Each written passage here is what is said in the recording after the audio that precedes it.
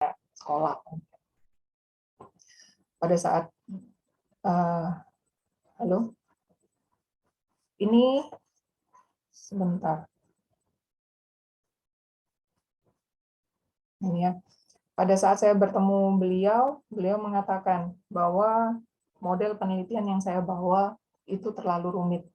Padahal menurut saya waktu itu ada variabel mediasinya, ada variabel moderasinya, terus variabel dependennya satu, variabel independennya banyak. Menurut saya kalau Indonesian style itu sudah mumpuni gitu.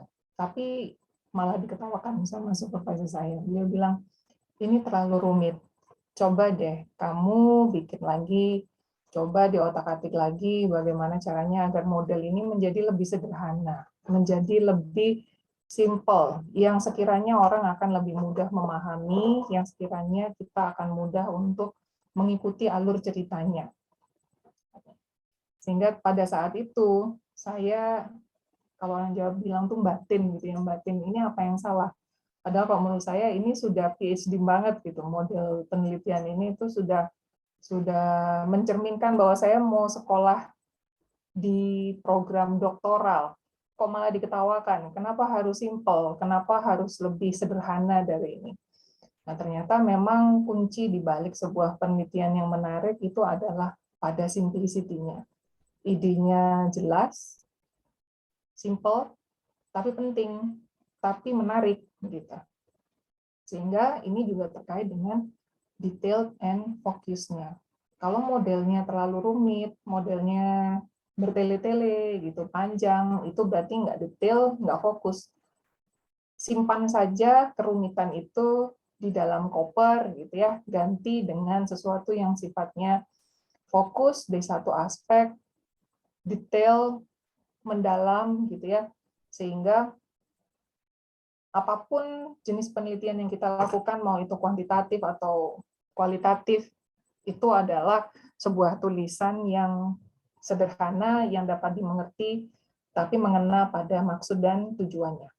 Dan tentunya itu juga tidak terlepas dari bahwa draft tersebut ditulis dalam bahasa Indonesia yang baik dan benar, atau kalau misalnya written in English, itu juga in a good English. Tapi kuncinya itu ya, apakah kita mau menulis dalam bahasa Inggris atau bahasa yang lain, ujung pangkalnya itu adalah pada tata bahasa Indonesia yang baik. Karena kalau tata bahasa Indonesia kita sudah baik, pada saat misalnya kita mau translate ya, itu akan as simple as that. Jadi mau saudara pakai Google Translate misalnya, atau mau pakai tools yang lain, atau mau translate secara manual, itu akan menjadi sangat mudah ketika bahasa Indonesia kita itu sudah ada di struktur yang benar. Itu sudah saya buktikan berulang kali. Karena saya juga pengguna Google Translate gitu ya, dan saya sudah buktikan bahwa kalau bahasa kita bagus, SPOK-nya jelas, pasti pada saat Google mentranslate-nya hasilnya juga akan bagus. Sehingga kunci dari good manuscript adalah keempat hal ini. Nah, kemudian kalau kita mau pretelin lagi gitu ya, dari sebuah good manuscript yang harusnya clear, logical, detailed, and written in good bahasa atau good English, semuanya itu juga akan bermula pada aspek IMRD. Nah, apa itu IMRD? IMRD ini adalah struktur yang sudah sangat umum kita ketahui bersama ketika kita menulis sebuah artikel di jurnal. Mau jurnal apapun itu, ya, mau jurnal lokal, jurnal internasional, atau jurnal-jurnal yang lain, itu semua strukturnya pasti seperti ini, dengan pengembangan more or less, gitu ya, tapi pasti akan menggunakan struktur ini. Nah, apa itu IMRD? IMRD itu singkatan dari struktur yang menyangkut aspek introduction, I-nya, methods, M-nya, results, R-nya, dan discussions and conclusions. Itu di D-nya. Sehingga kalau kita mau buka berbagai macam jenis penelitian yang kemudian dipublikasikan di jurnal, mau itu artikel penelitian dalam bidang apapun ya, sosial humaniora ataupun sains, strukturnya pasti akan seperti ini. Mari kita lihat satu-satu bagaimana aspek introduction, methods, results, serta discussions and conclusions itu harus ada dalam sebuah manuskrip. Nah, untuk introduction, apa yang harus ada dalam introduction? Kalau bahasanya Jamal itu ya, bagaimana membuat introduction yang bernas. Bernas itu berisi, penting, ditulis dengan baik, dan pembaca itu bisa mengikutinya dengan baik pula. Yang harus ada dalam introduction, dalam sebuah penelitian, pasti harus ada research background. Research background itu apa saja? Research background itu berisi tentang ini ya, penjelasan terkait topik penelitian. Nah, topik penelitian ini biasanya terdiri dari apa saja? Kalau quantitative research itu kita harus memulainya dari dependent variable. Nah, kalau qualitative research, kita mulainya dari mana? Kita mulainya dari spesifik fenomena yang akan kita pelajari. Jadi, kalau di kualitatif, kita langsung straightforward pada apa yang ingin kita teliti ya. Nah, kalau yang dependent variable in quantitative study ini, banyak sekali yang masih misleading. Banyak sekali yang mengawali research background di artikelnya atau deskripsinya, tesis ataupun disertasi itu dengan independent variable-nya. Itu kurang tepat. Kenapa? Karena dalam sebuah penelitian kuantitatif yang ingin kita ketahui itu adalah apa yang akan terjadi pada dependent variable-nya bila independent variable-nya itu berubah. Sehingga dalam konteks quantitative study, dependent variable ini disebut sebagai variable of interest. Apa yang ingin kita ketahui dalam penelitian? Ya, dependent variable-nya.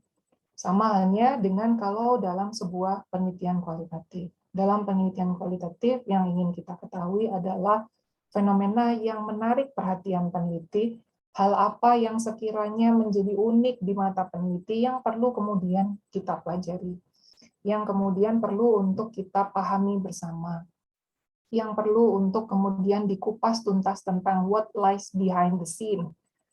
Nah, itu penelitian kualitatif. Dan di sini no basa-basi ya, nggak pakai muter-muter, nggak pakai preambul yang terlalu panjang, tapi langsung straightforward to the point, straightforward to the topic. Ini yang seringkali menjadi challenge untuk para penulis dari Indonesia, karena budaya kita itu budaya bulet biasanya ya, kita ngomong kemana-mana dulu, baru fokus ke topik penelitiannya. Nah, itu hindari.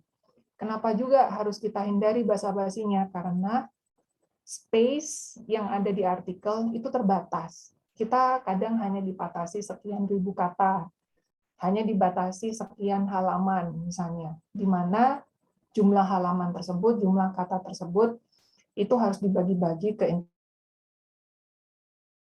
introduction, ke methods, results, and discussion. Sehingga kita harus hemat gitu ya. Hematnya itu berarti kita harus menghilangkan hal-hal yang berbau basa-basi. Lalu, what have been researched and answered in the past studies? Apa yang sudah pernah dilakukan, apa yang sudah pernah diteliti di penelitian-penelitian sebelumnya. Nah, kenapa kita harus mengkritisi atau menganalisis poin yang kedua ini? Ini karena untuk melihat kebaruan yang ada pada penelitian kita. Perbedaan antara penelitian sebelumnya dengan penelitian kita saat ini. Ini menjadi penting karena hal itulah yang kita jual ke jurnal. Kalau penelitian ini sudah banyak yang melakukan, sudah enggak baru lagi gitu ya, sudah banyak yang meneliti sebelumnya, maka itu akan menjadi hal yang kurang menarik lagi. Tapi ketika kita menonjolkan sesuatu yang baru, sesuatu yang sekiranya sekarang lagi trending gitu ya, yang masih sedikit diteliti. Nah, itu akan menjadi hal yang menarik perhatian orang untuk membaca. Nah, dalam rangka untuk bisa melihat perbedaan itu, bisa melihat gap yang ada di situ, maka kita perlu membandingkannya dengan penelitian-penelitian sebelumnya. Dengan demikian, maka kita juga akan tahu apa pentingnya dilakukan penelitian saat ini. What is the importance of the current study for our discipline, untuk bidang ilmu yang kita tekuni itu, apa yang menjadi menarik, apa yang menjadi penting di sini. Lalu dalam sebuah research introduction, kita juga harus mengadopsi research aims atau research objectives. Tujuan penelitian ini apa? Dan itu harus eksplisit, tidak boleh implisit, harus clear, seperti yang di halaman sebelumnya tadi ya, harus jelas, harus tegas gitu ya, bahwa the aims of the research atau the objectives of the research is atau are bla bla bla. Dan juga perlu kita sebutkan kontribusi kita apa. Dan ini juga terkait dengan kebaruan dari penelitiannya tadi. Dengan kebaruan ini, maka yang akan kita kontribusikan apa? Yang bisa kita berikan manfaat siapa saja dengan adanya penelitian ini. Dan biasanya di akhir setiap bagian artikel yang ada di section introduction itu adalah descriptions in brief of the next section. Jadi at the end of the introduction section ya, we describe about what we have written on the next section. Jadi misalnya di bagian selanjutnya akan dijelaskan tentang literatur yang digunakan dalam penelitian ini, serta bagaimana penelitian ini telah dilakukan melalui bagian research methodology, misalnya, serta pembahasan serta analisis dan pembahasan yang ditutup dengan kesimpulan di akhir bagian artikel. Nah, itu satu kalimat, agak panjang dikit, tapi itu sudah mencakup seluruh bagian yang ada pada artikel kita. Itu isi dari introduction. Nah, bagaimana dengan literatur review? Kalau tadi di struktur IMRD kan ada introduction, terus jumping ke method. Lah, literatur review-nya mana?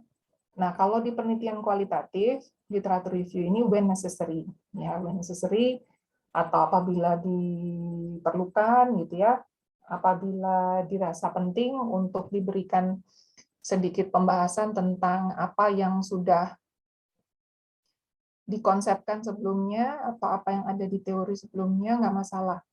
Tapi kita perlu ingat bahwasannya dalam sebuah penelitian kualitatif itu memang alur penelitiannya itu adalah induktif. Induktif itu adalah dari hal yang bersifat spesifik ke general.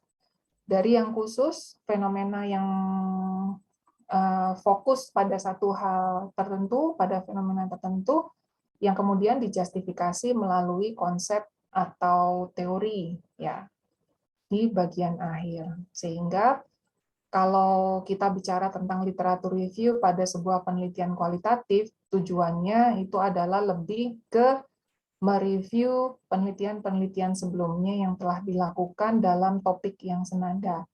Dan ini bisa digabungkan atau dijadikan satu dengan itu tadi introduction gitu ya. Sehingga mungkin introduction-nya jadi agak panjang karena ada literatur review-nya. Tapi ada juga jurnal yang meminta kita untuk menulis literatur review. Apapun itu jenis penelitiannya. Mau kuantitatif atau kualitatif, kita diminta untuk menulis literatur review. Kemarin pengalaman saya pada saat publish di salah satu jurnal Sinta 2, itu saya mempublish artikel penelitian kualitatif. Nah, kemudian oleh editornya itu diminta menambahkan satu section khusus untuk literatur review.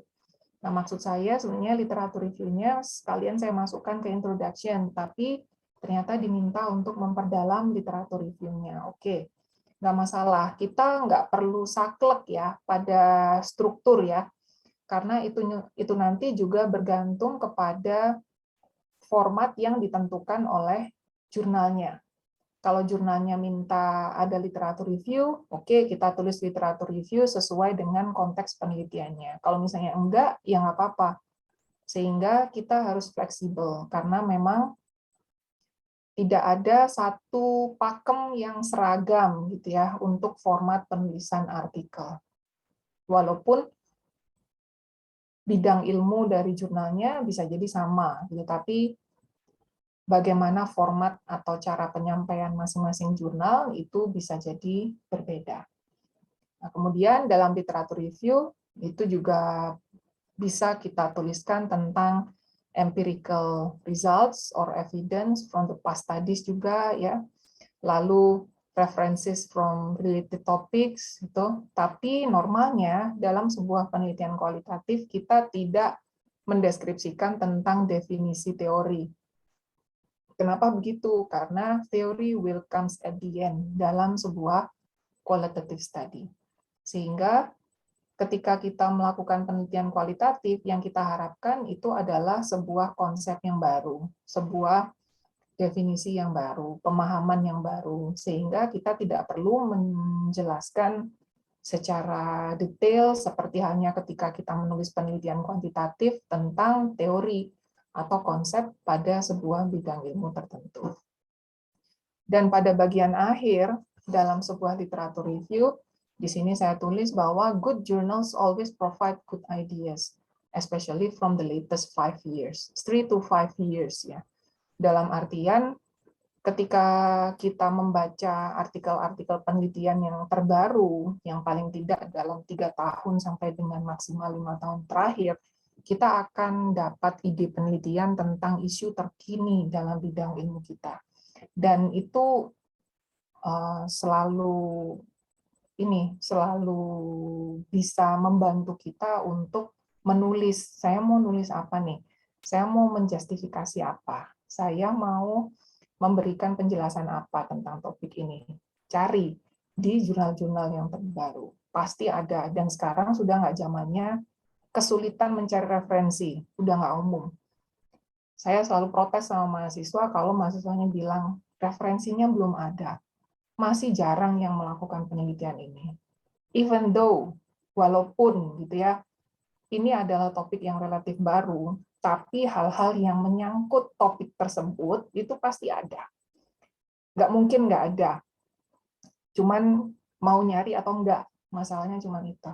Sabar, telaten, nguprek-nguprek Google Scholar, nguprek-nguprek online resources. Kalau di UB, kita sudah punya online library. Dan UB sudah melanggan dalam 1 tahun tuh bayarnya nggak tanggung-tanggung ya. Sekitar 1 M. Pak Rektor itu bayar 1 tahunnya itu sekitar 1 M. Khusus untuk melanggan artikel-artikel yang dimasukkan di lib.ub.ac.id. Bagi yang ada di UB, silahkan dibuka itu online library-nya UB, register di situ, akses VPN-nya, wherever you are, you can access the journals for free, gratis. Mau jurnal kuantitatif, mau kualitatif, mau accounting, mau bisnis, mau economics, mau manajemen, apapun itu ada, tidak terbatas. Sehingga cari jurnal yang bagus, cari rujukan yang bagus, jurnal-jurnal Sinta yang bagus, cari ide dari situ, masukkan ke literatur review. Karena nanti pada saat kita publikasi, pasti akan dilihat reference list-nya. Reference list-nya ini dari mana aja nih? Dari jurnal mana aja nih? Dari jurnal yang bagus-bagus atau bereputasi atau enggak? Kalau terlihat di situ bacaan kita yang jadul, jangan harap editor akan menerima artikel kita. Bacanya yang baru-baru ya, yang tahun 2000-an, 2021, 2022, bahkan yang 2022 tuh udah banyak banget. Jadi jangan khawatir nggak dapat artikel, nggak dapat jurnal, pasti ada. Tinggal dicari ya. Terus Nih, contoh, cari yang bagus yang mana? Science Direct, Emerald, Taylor and Francis, Sage, Cambridge, Wiley and Sons, Elsevier, Academia, SSRN, Google Scholar, JSTOR, ResearchGate, EBSCO, Springer, semuanya ini ada di lib.ub.ac.id, tinggal dimanfaatkan.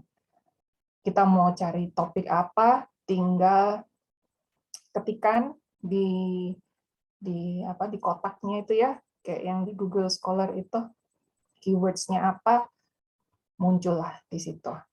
Tinggal kita batasin, misalnya saya mau cari yang antara tahun 2020 sampai 2022, saya mau yang full text, saya mau yang hanya berbahasa Inggris saja, misalnya, dan seterusnya, ada semuanya. Next, I-nya tadi sudah introduction. Yang M apa? Methodology. Nah, dalam aspek metodologi yang harus kita tulis apa? Satu, provide the details of how the research was conducted in straightforward way, so other researchers may follow easily. Yang harus di-highlight apa nih? Yang harus di-highlight adalah how the research was conducted in straightforward way. Maksudnya apa ini? Maksudnya hindari menulis hal-hal yang bersifat definitif. Metodologi adalah, paradigma adalah, dan seterusnya yang adalah itu dihindari. Nggak perlu, pembaca nggak perlu membahas, pembaca nggak perlu tahu tentang itu. Tapi yang ingin diketahui pembaca apa? Secara langsung bagaimana penelitian ini telah kita lakukan. Jadi hal-hal yang bersifat teknikal tentang cara untuk melakukan penelitiannya. Bukan bicara tentang teori, bukan bicara tentang hal-hal yang sifatnya normatif. Itu enggak perlu. Sekali lagi juga dikarenakan space dalam menulis di artikel itu terbatas. Sehingga jangan buang-buang space hanya untuk menulis hal-hal yang bersifat teoritis atau normatif. Tapi langsung pada apa yang sudah kita lakukan pada penelitian ini. Tulis secara naratif dan kronologis. Kalau perlu, pakai subheadings, subbab. Bila diperbolehkan secara style atau jurnal atau gaya selingkung dari jurnalnya ya. Dan juga yang penting lagi, bagaimana justifikasi dari prosedur yang kita pakai. Misalnya, kemarin hari Jumat itu jadwal saya mengajar akuntansi multiparadigma di S2. Nah, yang dibahas kemarin itu tentang paradigma interpretif.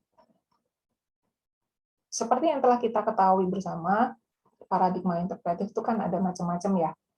Ada fenomenologi, ada etnometodologi, ada etnografi, ada hermeneutics, ada symbolic interactionism. Nah, ketika kita melakukan sebuah penelitian interpretif, kita kan nanti memilih salah satu dari metodologi tersebut. Apakah mau pakai etnografi, atau mau pakai etnometodologi misalnya. That's okay. Apapun yang kita pilih should be fine. Asalkan satu, kita yakin bahwa metodologi tersebut itu mampu kita gunakan untuk menjawab pertanyaan penelitian. Yang kedua, itu adalah hal tersebut atau pemilihan metodologi tersebut itu justified. Justified itu artinya ada reasoning-nya, ada alasannya. Kenapa saya harus pakai etnometodologi? Kok bukan etnografi? Kenapa saya harus pakai fenomenologi transendental, bukan fenomenologi yang eksistensial, misalnya? Kenapa saya harus pakai hermeneutics, bukan pakai symbolic interactionism, misalnya? Nah, kenapa-kenapanya itu loh yang harus kita jelaskan. Itu yang akan membuat kekokohan dalam penelitian kita, dalam artikel kita tentang kenapa kita harus menggunakan cara atau metodologi tersebut. Nah, itu harus ada. Mau penelitian kuantitatif, mau penelitian kualitatif, itu harus ada. Dan kalau kita menulis in English, metodologi penelitian itu harus ditulis in past tense, atau dalam bentuk lampau, karena memang sudah terlampaui. Kita melakukannya kan sudah dulu gitu ya. Sekarang tinggal nulis aja, sehingga dalam tata bahasa Inggris itu harus dalam past tense. Terus dalam metodologi itu kan juga ada data source, sumber datanya dari mana, cara untuk mendapatkan datanya seperti apa. Kalau misalnya kita pakai informan, bagaimana cara menentukan informannya? Berapa informan yang kita butuhkan? Kenapa kita harus memilih informan tersebut? Nah, itu harus ada. Malah, bila memungkinkan, space-nya cukup, kita juga harus menjelaskan protokol interviewnya seperti apa. Misalnya kita melakukan interview ya. Interview yang model apa? Apakah unstructured, semi-structured, atau structured? Ya, mau pilih yang mana? Kenapa harus model yang seperti itu? Dan pada akhirnya, how to analyze the data. Nah, ini penting nih, terkait dengan how to analyze the data dalam sebuah penelitian kualitatif. Seringkali yang saya temui dalam entah itu kalau S1 masih jarang ya yang menggunakan kualitatif ya. Biasanya yang S2 atau S3. Pada saat ngedraft MedPen, itu kalau di qualitative research, metodologinya sudah oke. Misalnya kalau mau pakai interpretif, sudah dipilih salah satu metodologinya. Atau misalnya pakai kritis. Oke, pakai tambahan satu value untuk membangun sebuah konsep baru, misalnya value-nya itu yang dari local wisdom, pemikiran lokal, ya, tapi tokoh yang cukup mendunia, misalnya. That's okay. Mau pakai apapun value-nya nggak masalah. Cuman ujung-ujungnya pada saat membahas tentang data analysis, lah kok balik-baliknya cuman pakai Miles and Huberman. Nah, ini nggak nyambung banget gitu ya. Kenapa nih nggak nyambung banget? Karena dalam konteks data analysis menggunakan Miles and Huberman itu adalah untuk menganalisis data kualitatif secara umum. Ya, yang paling gampang, yang paling sederhana, ya pakai tahapannya Miles and Huberman. Tapi ketika metodologinya itu sudah mulai rumit, gitu ya, sudah mulai kompleks, sudah mulai dicampur-campur, gitu ya, apalagi kalau S3. Ada salah satu mahasiswa saya di S3 itu yang pakai metodologi namanya etnofotografi. Nah, ini dua ilmu yang berbeda digabungkan. Satu etnografi, satunya lagi fotografi. Jadilah etnofotografi. Nah, analisisnya berarti bagaimana? Ya, analisisnya jangan pakai Miles and Huberman dong. Analisisnya ya pakai sesuai dengan metodologi yang kita pakai. Kalau misalnya pakai etnometodologi, ya analisisnya ala analisis etnometodologi dong. Kalau pakai etnografi, ya analisisnya 12 tahapannya. Siapa tuh etnografi? Lupa saya. Ya itulah ya. Itu 12 langkah yang bertahap itu. Kalau mahasiswa saya tadi yang pakai etnofotografi, ya bagaimana menggabungkan analisis ala etnografi dan ala fotografi, sehingga menurunkan nilainya, bagaimana nanti nilai-nilai itu dimasukkan ke analisisnya, sampai akhirnya hasil penelitian itu akan mencerminkan alat yang kita gunakan, yaitu semuanya harus ada di situ. Sehingga hasilnya itu nanti akan mencerminkan cetakannya. Kalau kita menginginkan nanti kue kita itu berbentuk bintang, ya cetaklah dengan alat berbentuk bintang. Kalau kita inginnya nanti berbentuk bulan sabit, kue lebaran ya, biasanya ya, ada yang berbintang, ada yang bulan sabit, ada yang bulat biasa, ada yang lonjong kayak lidah kucing gitu. Nah, itu kan memang harus dibentuk, harus dibuat sedemikian rupa sehingga hasilnya seperti itu. Dengan cara yang berbeda-beda, dengan alat yang berbeda-beda. Sehingga nggak bisa dong one size fit all kalau dalam penelitian kualitatif. Semuanya itu akan disesuaikan dengan metodologinya. Terutama kalau misalnya kita menggunakan paradigma kritis dengan menambah nilai-nilai tertentu atau pemahaman-pemahaman tertentu di situ. Saya mau menambahkan nilai Pancasila misalnya. Should be fine. But how you will put Pancasila value in your analysis? That's the problem in qualitative research. Bagaimana menurunkan nilai-nilai Pancasila itu sehingga nanti akan dapat dianalisis dan kemudian dihasilkan sebuah results yang mencerminkan kepancasilaannya itu. Saya mau memasukkan nilai Ki Hajar Dewantara. That's fine. Tapi apa nilai-nilai dari Ki Hajar Dewantara yang sekiranya nanti akan kita pakai dalam analisis kita yang nanti akan dapat menjawab pertanyaan penelitian itu? Jelaskan dalam research methodology section-nya. Jelaskan secara detail tentang apa itu nilai-nilai Ki Hajar Dewantara, apa yang ingin kita masukkan di situ, bagaimana memasukkan nilai-nilai tersebut dalam data kita, sehingga itu nanti semua akan match. Nah, itu yang penting dalam sebuah aspek metodologi. Terutama ketika kita menulis section analysis. Ya.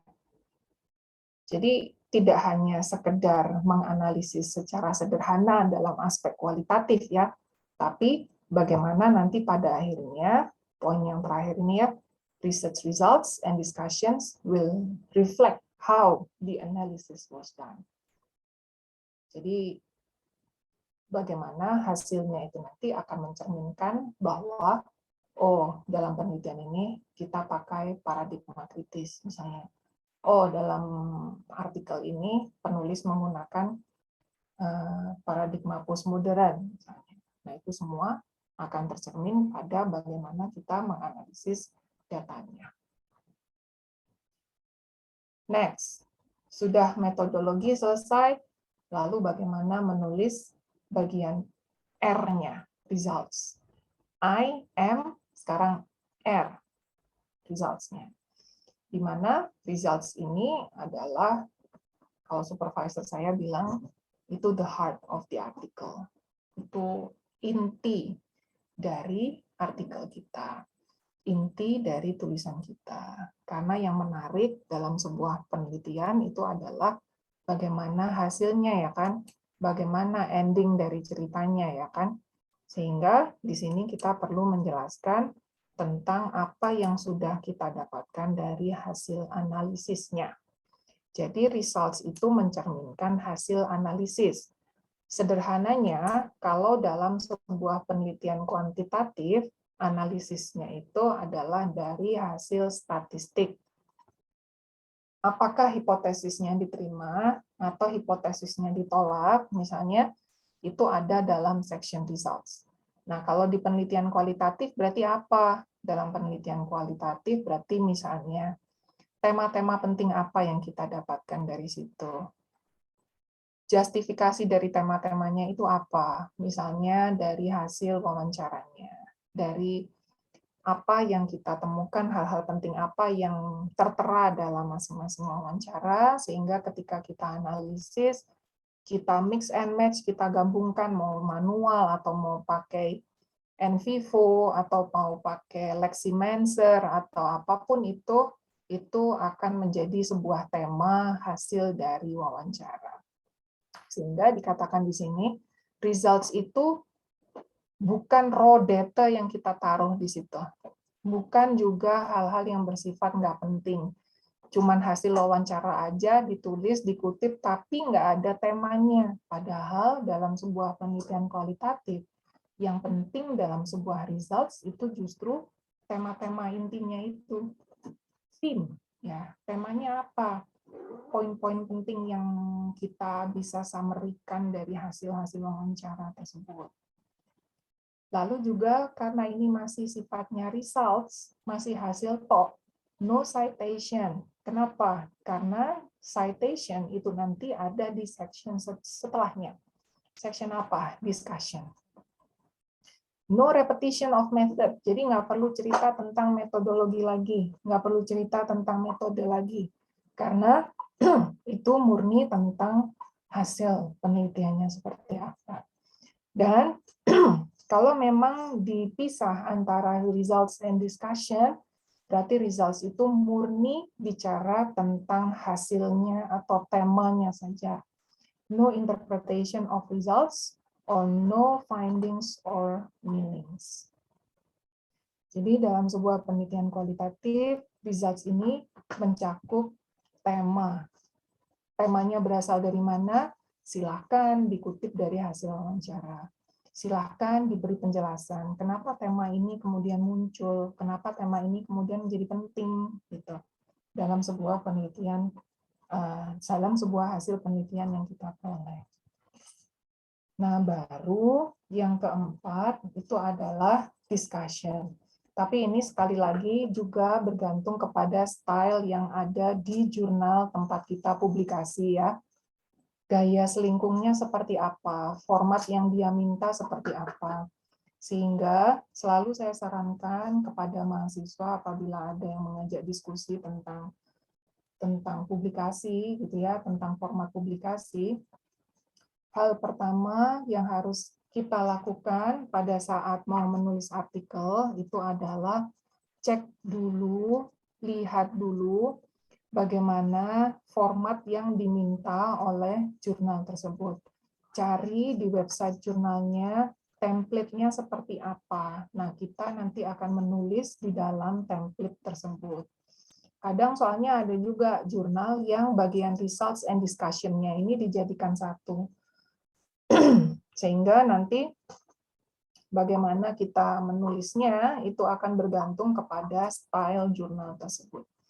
Nah, di dalam discussion harus ada apa saja? Yang pertama, short summary of major findings dari topik-topik atau tema-tema penting yang kita dapatkan di results tadi, penjabarannya seperti apa.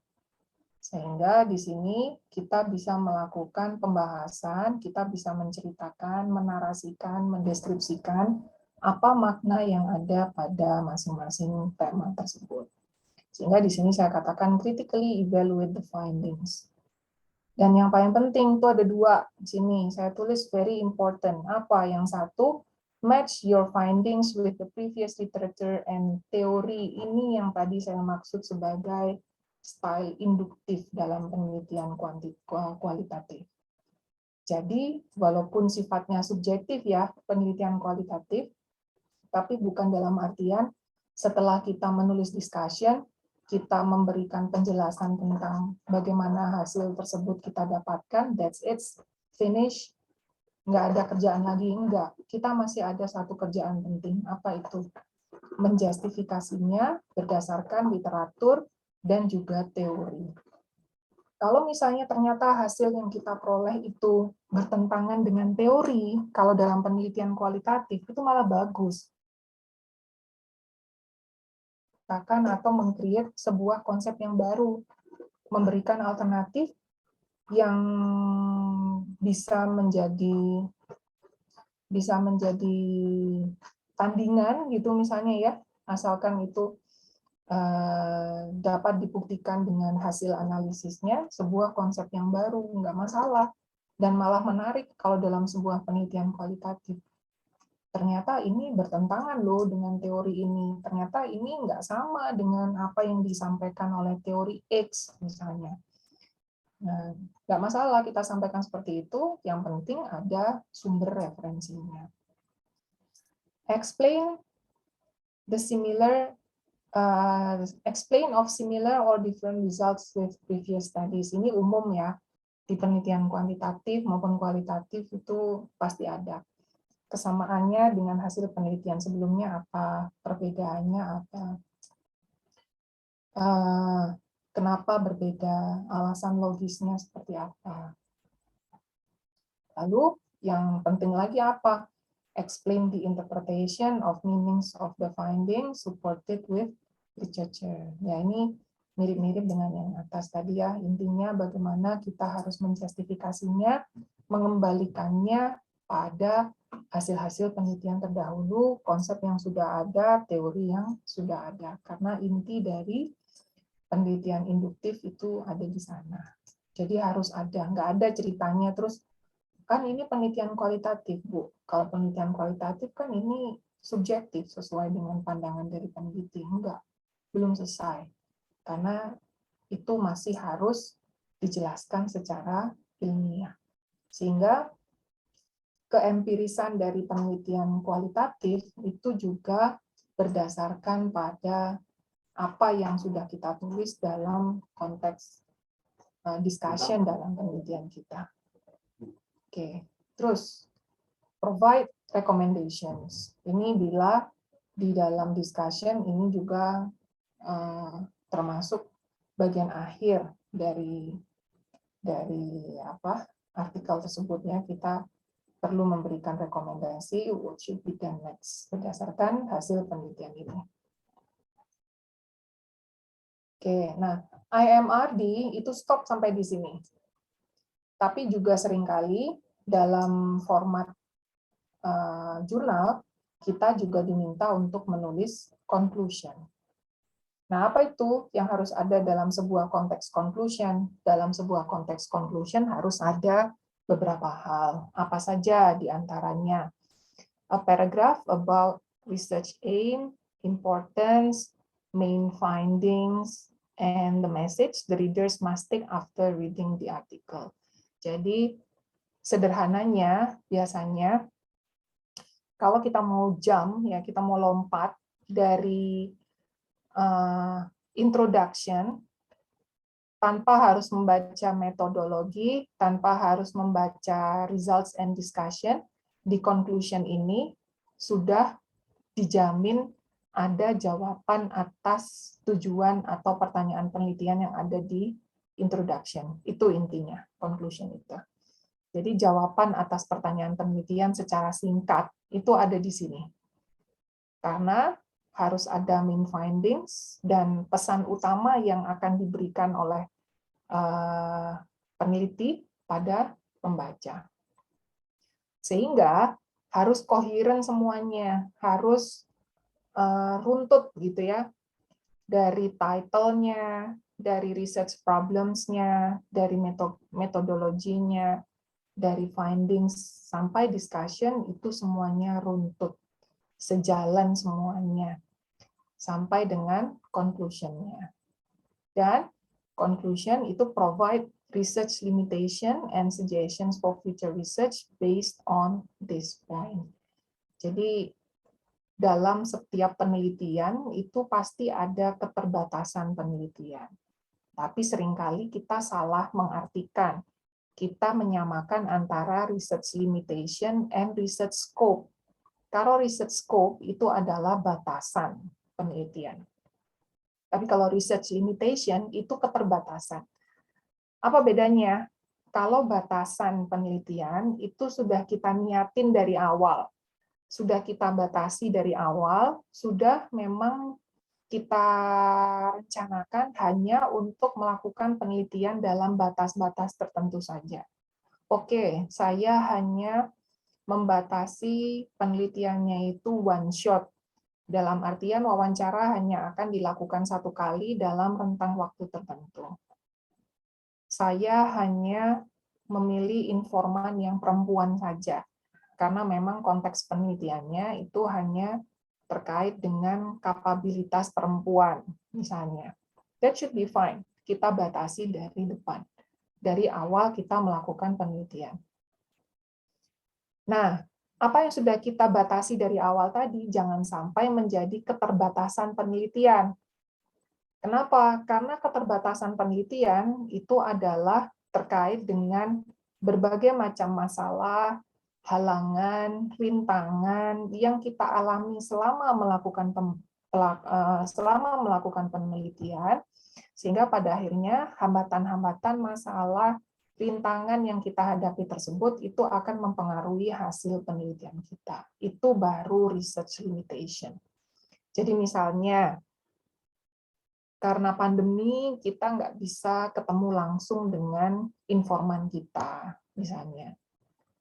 Karena pandemi, ternyata calon informan yang sudah setuju untuk kita wawancarai ternyata ekstrimnya nih ya, ekstrimnya meninggal dunia. Nah, itu terjadi pada salah satu bimbingan saya.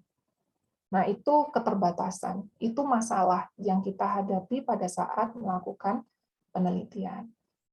Nah, dari research limitation tersebut, maka kita bisa memberikan saran dari masalah-masalah yang kita hadapi tersebut, maka solusi ke depannya seperti apa. Sehingga suggestions for future research itu adalah berdasarkan masalah yang kita hadapi, bukan pada batasan yang sudah kita tentukan dari awal. Oke sih sebenarnya ya, kalau misalnya kita mau mengembangkan penelitian ini dengan range waktu yang lebih panjang misalnya, nggak masalah. Kita mau menambahkan informannya, nggak masalah. Tapi paling tidak kita bisa memberikan saran for the future research, apa yang bisa kita lakukan agar masalah-masalah yang kita hadapi sekarang itu tidak terjadi pada peneliti berikutnya. Termasuk ide-ide penelitian yang baru, yang sekiranya nanti bisa dikembangkan dari apa yang sudah kita lakukan saat ini. Itu boleh. Hanya saja ketika kita memberikan ide, itu jangan nanggung juga, gitu ya. Nanggung itu dalam artian hanya sebatas di permukaan saja. Seharusnya, kalau di penelitian kuantitatif ya, seringkali yang saya baca itu sarannya begini, peneliti berikutnya dapat menambah variabel independen untuk apa namanya, untuk bisa memperluas konteks penelitian. Nah, variabel yang perlu ditambahkan itu apa? Sebutkan dong di situ. Kenapa harus ditambah variabel ini berdasarkan hasil dari penelitian yang sekarang? Sebutkan kira-kira variabel apa yang bisa ditambahkan. Kalau dalam konteks penelitian kualitatif, kira-kira topik tersebut bisa dikembangkan ke arah mana, misalnya. Bisa menambah wacana untuk kemudian di-match-kan dengan bidang ilmu yang lain. Bidang ilmu apa itu misalnya. Kalau yang kemarin, pada saat kita mempelajari akuntansi multiparadigma, kita meyakini bahwa akuntansi itu saat ini tidak berdiri sendiri, tapi akuntansi ini akan bergandengan tangan dengan bidang ilmu yang lain, sosiologi, politik, sosial, budaya, gitu, atau juga psikologi, misalnya, banyak. Sehingga misalnya kita mau match-kan dengan bidang ilmu apa, kenapa harus di-match-kan dengan bidang ilmu tersebut? Sebutkan alasannya. Dan dalam conclusion itu sudah tidak ada citation, tidak ada new issues terkait dengan penelitian kita. Murni ada pada bagaimana kita telah berhasil menjawab pertanyaan penelitian. Nah, ini hal-hal lain yang perlu diperhatikan ya dalam menulis artikel yang kemudian akan kita publish. Misalnya untuk menulis referensi. Jangan lupa di setiap artikel penelitian yang akan dipublikasikan itu pasti diwajibkan menulis daftar pustaka atau references. Nah, ini sekelumit tentang penulisan references ya. Bahwa seluruh referensi yang digunakan dalam teks, mulai dari introduction sampai dengan discussion ya, kalau di conclusion kan sudah tidak ada citation lagi, itu semuanya harus ada dalam references. Jangan sampai ada yang kelewat. Terus ini juga sering saya ingatkan ke mahasiswa, avoid secondary references. Apa itu secondary references? Secondary references itu adalah kutipan dalam kutipan. Dalam-dalam itu loh ya, si A dalam si B misalnya. Nah, itu upayakan dihindari semaksimal yang kita bisa. Karena secondary references itu ibaratnya seperti kita lagi ngegosip. Katanya si ini, nah kita nggak lihat sendiri, kita nggak baca sendiri, kita nggak mengalami sendiri, tapi hanya katanya si ini loh, itu kayak gitu.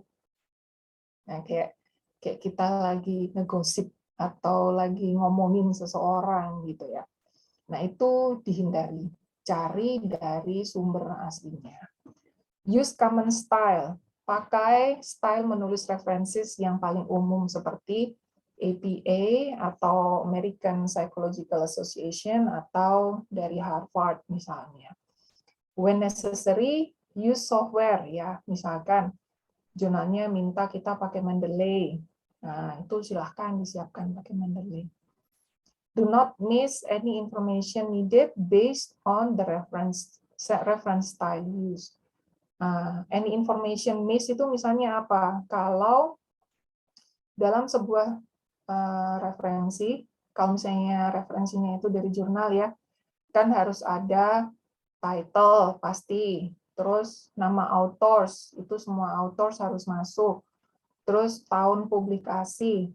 Kalau jurnal berarti harus ada volume and number serta page number. Nah, seringkali yang miss atau yang hilang itu apa? Yang 3 hal yang paling belakang tadi. Volume, number, and page number. Itu seringkali kelupaan nggak diisi. Atau kelewat nggak diisi. Nah, itu jangan sampai. Jadi pada saat kita mau publikasi, cek lagi referensinya satu-satu. Informasi untuk setiap referensinya sudah lengkap atau belum.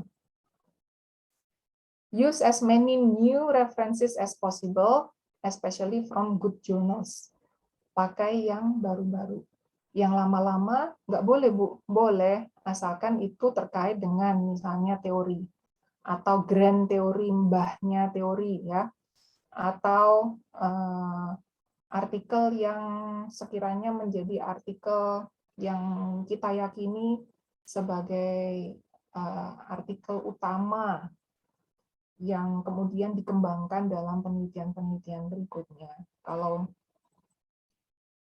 di akuntansi, di positive accounting theory itu misalnya Watts and Zimmerman, itu Jensen and McLean, nah itu old references tapi yang sampai sekarang masih relevan. Remove old, irrelevant, and low-grade references. Jangan pakai dari jurnal yang ecek-ecek, dari jurnal yang sekiranya multidisiplin, misalnya, yang nggak relevan-relevan amat. Terus, stylenya ascending, urut abjad, ya. Tapi ada juga kemarin dari hasil saya publikasi di salah satu jurnal internasional, stylenya itu nggak pakai ascending style, tapi stylenya itu pakai urutan kapan referensi tersebut muncul. Jadi kalau misalnya nama autorsnya diawali dengan huruf Z, tapi kalau dia muncul nomor 1 paling atas di introduction, ya itu harus kita tulis terlebih dahulu. Itu beda lagi stylenya. Terus sebagai salah satu tips juga, use citations from the targeted journal and articles written by the editors. Ini ibaratnya mengambil hati gitu ya, mengambil hati dari jurnalnya. Jadi kalau misalnya mau publikasi di jurnal X gitu, cari deh topik yang sama yang sekiranya pernah dipublikasikan di jurnal X itu tadi. Pakailah sebagai salah satu citasi dalam artikel kita. Nah, di jurnal X itu pasti kan juga ada list of editorial board atau anggota editornya. Siapa aja sih dewan editornya? Coba kita browsing, kita lihat bidang ilmunya ada di mana saja. Barangkali ada yang match dengan penelitian kita, coba dipakai. Publikasi dari salah satu editor tersebut untuk kita tulis di situ. Itu agar editor yang nanti akan menentukan apakah artikel kita ini layak untuk diterima dan dipublikasi di jurnal tersebut itu merasa mereka menjadi penting gitu dalam artikel kita. Oke, hal-hal yang lain yang sekiranya perlu kita pertimbangkan, ini bonus ya. Saya nggak diminta sama Jamal untuk memberikan materi ini, tapi saya kasih bonus untuk Bapak, Ibu, dan saudara sekalian. Bagaimana menulis title? Nah, title ini seringkali kalau saya sarankan ke mahasiswa saya, udah title-nya itu belakangan aja.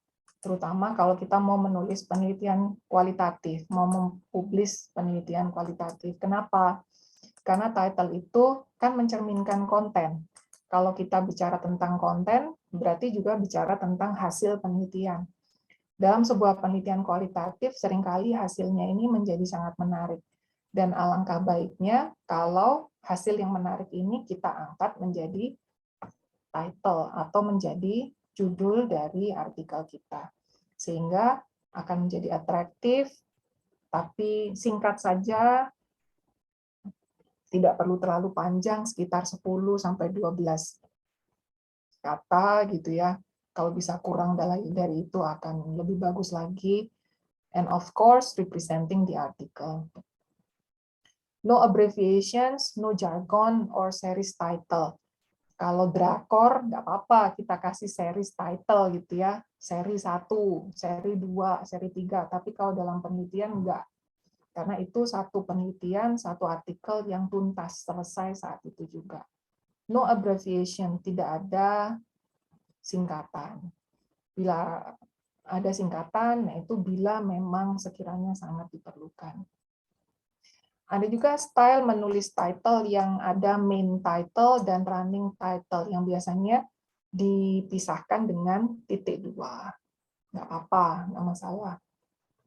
Ada juga title yang dalam bentuk kalimat tanya atau disebut sebagai question type.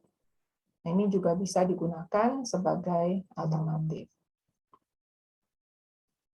Nah, jangan lupa dalam seluruh artikel yang kita publikasikan pasti harus ditulis siapa authors-nya, siapa penulisnya. Harus dipastikan spelling dari nama masing-masing author ini sudah akurat, ya, sudah benar. Karena itu nanti akan terkait dengan sitasi, ya, karena yang nanti akan masuk di Google Scholar itu biasanya kan nama belakang, ya. Pastikan tulisannya betul, spellingnya betul. Lalu tulis juga affiliation. Affiliation itu kita berasal dari mana? Misalnya Departemen Akuntansi, Fakultas Ekonomi dan Bisnis, Universitas Brawijaya, Indonesia, misalnya. Lalu email address. Email address ini pakai email address yang official kalau ada. Jadi kalau misalnya saudara punya student email gitu ya, pakai student email. Kalau saya juga pakai email yang .ub.ac.id. Kalau misalnya nggak punya official email, pakai Gmail, pakai Yahoo. Tapi pastikan nama emailnya itu mencerminkan nama saudara secara formal. Bukan nama panggilan, bukan nama yang lucu-lucuan gitu ya, karena itu akan terlihat tidak dewasa. Lalu give asterisk for corresponding author. Jadi kalau misalnya mahasiswa nih publikasi dengan para dosen pembimbing, corresponding authors-nya mahasiswa. Nah, nama mahasiswanya itu yang diberi tanda bintang atau asterisk.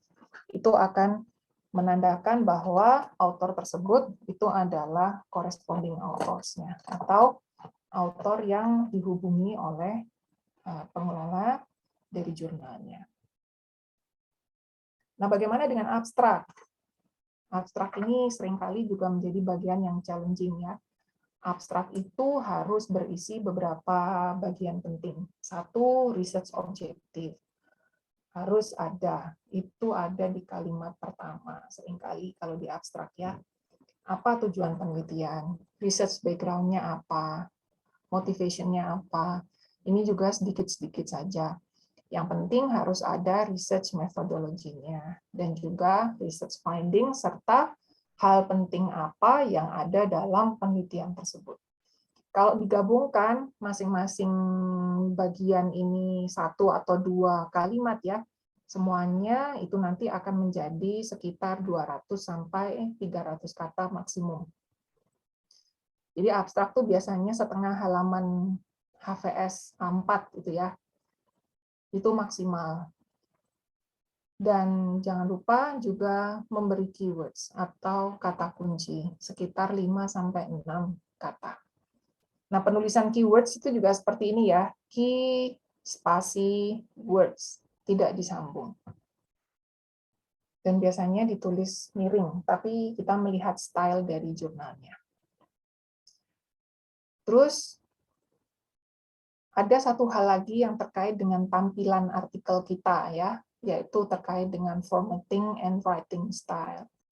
Jadi, seperti yang tadi saya sampaikan, pastikan bahwa kita tahu terlebih dahulu gaya selingkung dari jurnalnya, template dari jurnalnya seperti apa, sehingga kita menulisnya sesuai dengan gaya dan template-nya.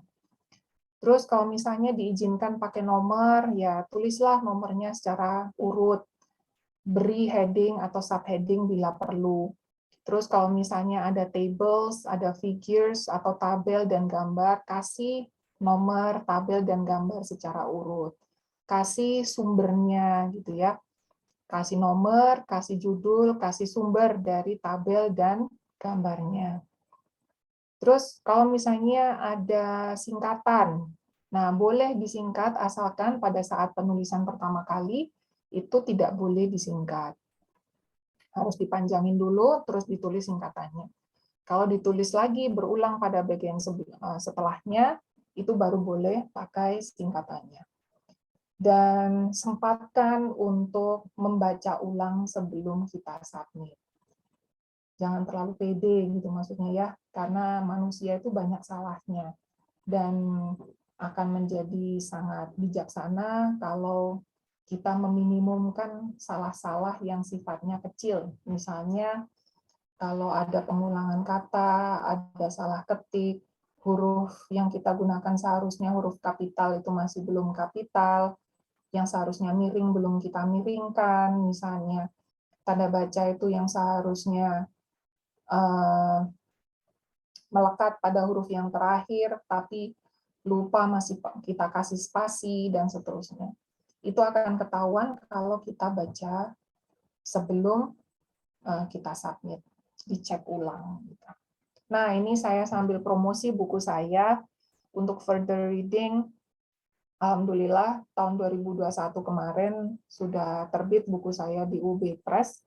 Judulnya menulis artikel penelitian akuntansi dan bisnis dalam bahasa Inggris. Ini bagi Bapak Ibu, saudara sekalian yang sekiranya akan menulis artikel dalam bahasa Inggris, bisa menggunakan buku saya sebagai salah satu acuannya, karena di dalam buku ini lengkap dikupas tuntas tentang bagaimana menulis dengan struktur IMRD tadi dalam bahasa Inggris, termasuk isu terkini dalam bidang akuntansi itu apa saja, dan hal-hal teknis pada saat menulis artikel dalam bahasa Inggris itu juga ada dalam artikel ini. Buku ini available di toko buku UB Press, available di Tokopedia, di Shopee juga ada. Tapi kalau Bapak Ibu menghubungi saya secara langsung dan mau beli di UB Press secara langsung, itu ada diskon khusus dari Authors.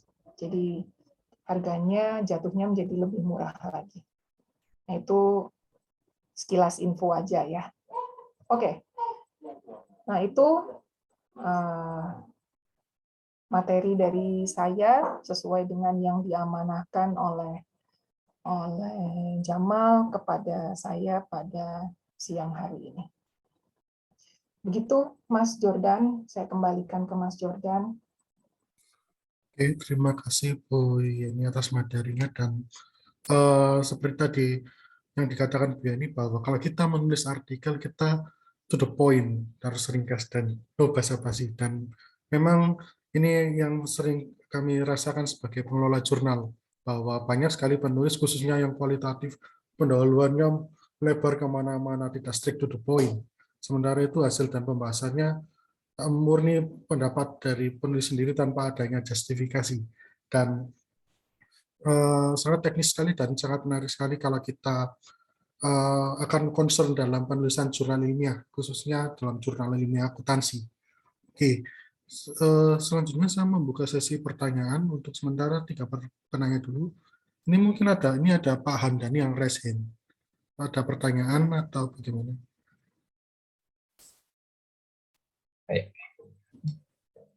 Baik, terima kasih. Assalamualaikum warahmatullahi wabarakatuh.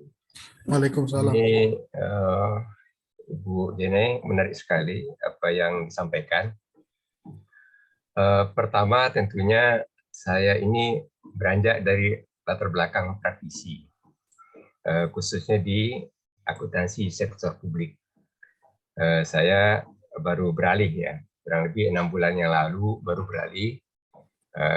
Saya sebelumnya praktisi di akuntansi pemerintahan. Saya juga sebagai anggota Komite Standar Akuntansi Pemerintahan, juga salah seorang pejabat juga di Kementerian Negeri, dan telah mengakhiri masa purnanya dan saya beralih status menjadi dosen.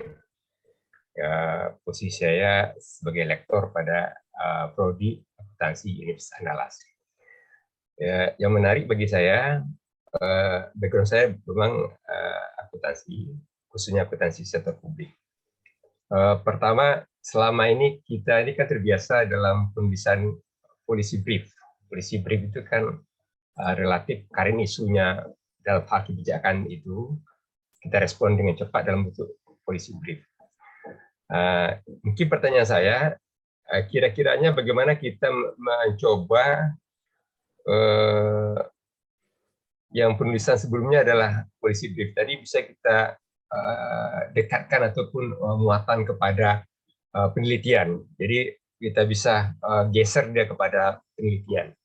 Beberapa, kalau saya boleh sedikit beberapa hal yang saat sekarang yang sekarang lagi saya coba akan lakukan. Pertama, berkaitan dengan implikasi Undang-Undang Nomor 1 tahun 2002. Pertama, berkaitan dengan pengawasan terhadap APBD, terhadap pengawasan terhadap APBD. Implikasinya ada, karena dalam undang-undang itu diatur. Yang sebelumnya nggak diatur pengawasan, sekarang ada. Kemudian itu juga pengawasan terhadap berkaitan dengan postur belanja daerah. Yang sebelumnya belum ada, sekarang ada postur belanja daerah. Kemudian kesiapan daerah sendiri, karena ada perubahan terhadap pendapatan daerah dan lain-lain. Itu salah satu contoh yang tentunya cukup. Kemudian ada juga dalam hal sistem informasi akuntansi pemerintahan. Kalau sebelumnya diterapkan sistem itu tidak seragam ya, bisa beragam. Aplikasinya bisa beragam, tergantung bagaimana pemerintah daerah. Nah, mulai 2001 itu diseragamkan. Akibat diseragamkan dalam satu aplikasi yang diseragamkan SPKD, yang terjadi adalah terjadi kesulitan bagi daerah di dalam mengimplementasikan daripada kebijakan dari Kementerian Negeri yang menyeragamkan aplikasi yang sebelumnya tidak homogen, sekarang dihomogenkan. Akibat homogenkan itu terjadi hambatan-hambatan karena mungkin tidak mempertimbangkan berkaitan dengan kurang mempertimbangkan transformasi informasi itu bagaimana. Mungkin ada contoh yang lain juga yang saya lagi apakan juga kaitan dengan penerapan Perpres. Ya, sedikit saya. Kaitan dengan Perpres 104 mengatur tentang dana desa. Sebelumnya dana desa itu nggak diatur secara rigid. Sekarang diatur secara rigid. Ada 40% itu diatur dalam kaitan dengan untuk bantuan sosial, ada 20% yang berkaitan dengan untuk yang lain, ada 8% untuk COVID. Sehingga tersisa 30%. Ada kesulitan bagi pemerintah desa ya dalam hal melaksanakan, sehingga menimbulkan protes terhadap kebijakan. Karena ada yang merasa BST 40% kami punya masyarakat miskin sebanyak itu tadi. Yang kaitan itu kita meresponnya dengan policy brief selama ini tadi, tetapi bagaimana caranya itu bisa dialihkan kepada formatnya, mungkin dalam kuarto itu masih 10 halaman, tapi dia bergeser dari biasa policy brief kepada suatu jurnal penelitian. Barangkali demikian saja, Ibu Prof. Terima kasih. Kemudian saya juga berminat tuh dengan bukunya Ibu Prof. Nanti barangkali ada cara mungkin bagaimana saya bisa memperoleh atau mendapatkannya. Saya tambahin. Oke. Mungkin bisa dijawab lebih ini langsung, khususnya pertanyaan mengenai bagaimana menuangkan ide dari policy brief ke jurnal.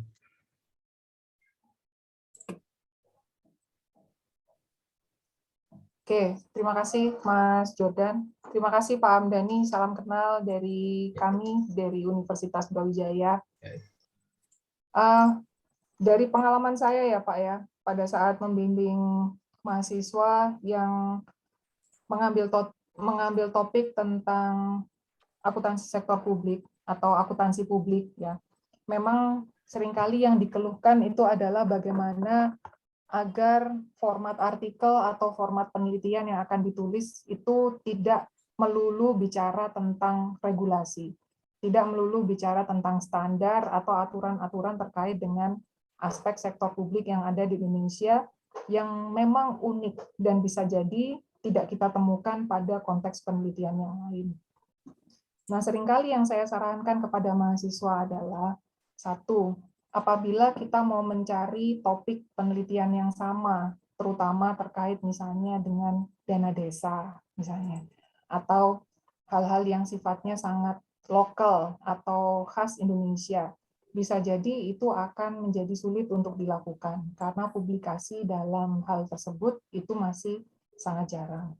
Nah, triknya apa? Triknya adalah kita tidak perlu terlalu stick pada aspek topik penelitian yang sedang kita kerjakan, tapi coba kita perluas referensinya menjadi hal-hal yang sekiranya akan menjadi topik yang sama pada konteks penelitian di negara lain yang bisa jadi telah terpublikasikan sebelumnya. Jadi misalnya, kalau kita bicara tentang dana desa, di jurnal internasional bisa jadi kalau kita search keywords-nya village funding misalnya, itu nggak akan ketemu. Tapi ketika kita search dengan keywords local government funding misalnya, itu akan ketemu aspek-aspek atau topik-topik yang spesifik dari jurnal internasional yang terkait dengan local funding atau local budget atau semacamnya. Dan itu sudah pernah saya buktikan. Nah, terkait hal ini, relevansinya apa? Dengan menemukan artikel-artikel yang sekiranya relevan dengan penelitian kita, walaupun tidak sama persis, gitu ya, paling tidak kita bisa menulis introduction yang lebih bernas. Introduction yang sekiranya itu akan membuka wawasan pembaca bahwa topik terkait dengan aspek akuntansi sektor publik yang sedang kita tulis itu tidak hanya terjadi di Indonesia, tapi ini juga menjadi isu yang ada di mancanegara. Yang paling tidak, kalau kita kembangkan sayap bacaan kita ke jurnal internasional, itu akan menambah wawasan kita bahwasannya ini menjadi isu yang penting untuk kita tuangkan dalam sebuah penelitian. Banyak topik-topik tentang sektor publik ya, yang menarik, yang kita bisa temukan di jurnal-jurnal internasional yang bagus. Bahkan tidak hanya dibahas secara interpretif, tapi banyak juga yang sudah masuk ke aspek kritis. Kalau Bapak Ibu membaca artikel-artikel yang ada di jurnal misalnya Critical Perspectives on Accounting, banyak kita temukan topik-topik tentang akuntansi pemerintahan di situ.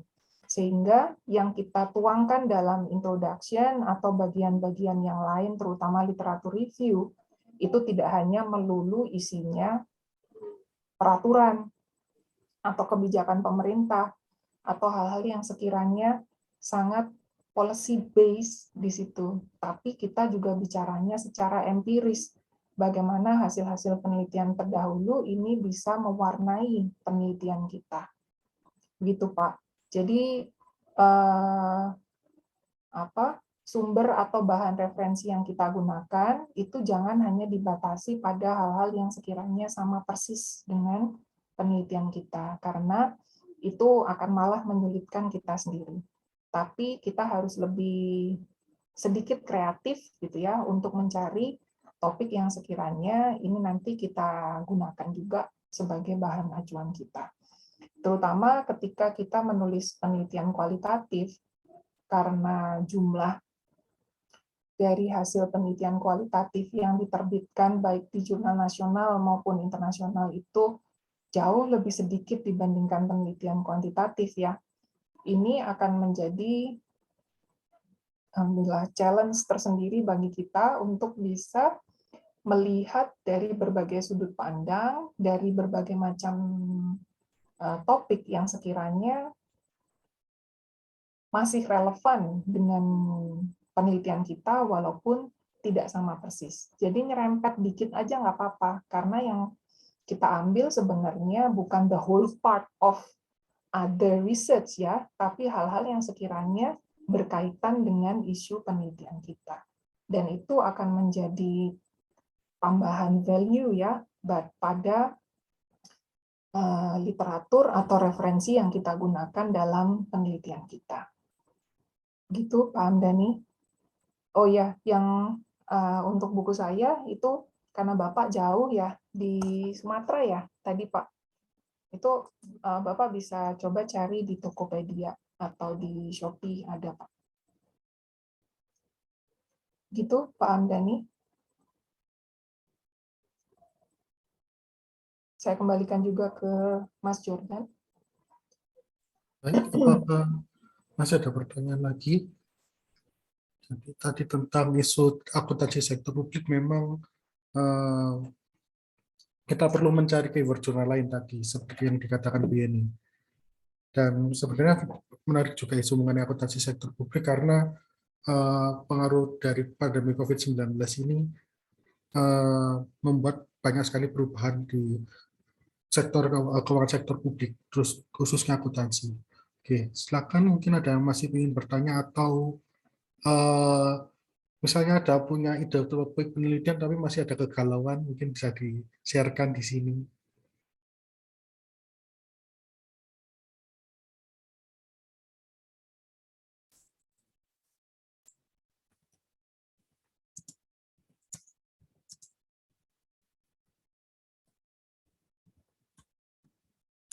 Masih ada, kira-kira ada yang mau bertanya?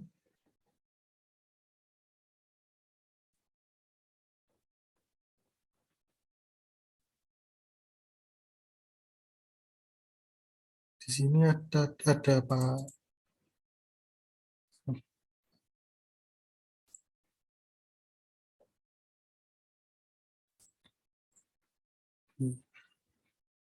Di sini memang mayoritas masih, ini banyak mahasiswa dari kelas S1 kalau nggak salah ini.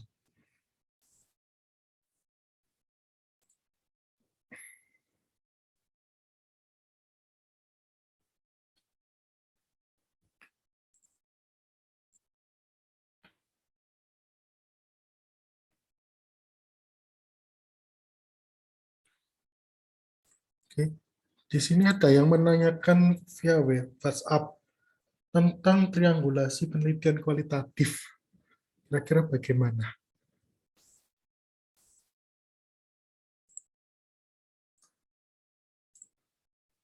Ada yang bertanya kepada saya kepada WhatsApp tentang triangulasi penelitian kualitatif. Yang ditanyakan itu apa maksudnya triangulasi gitu mungkin ya? Ya, dan bagaimana meyakinkan bahwa penelitiannya sudah memenuhi kaidah triangulasi. Jadi begini, kalau kita bicara tentang triangulasi itu ibaratnya adalah ketika dalam sebuah penelitian kita menggunakan berbagai macam sumber data, bagaimana sumber data yang bermacam-macam tersebut itu pada akhirnya at one point when it is attached all together, when it is all combined together, it will help us to answer the research question. Itu triangulasi. Saya ingat betul dulu salah satu supervisor saya itu mengibaratkan triangulasi itu seperti ini. Kalau misalnya at one point kita ingin pergi ke suatu tempat, tempat itu ada di sebuah titik, gitu ya. Dan di satu titik itu kita bisa jangkau dengan menggunakan beberapa cara.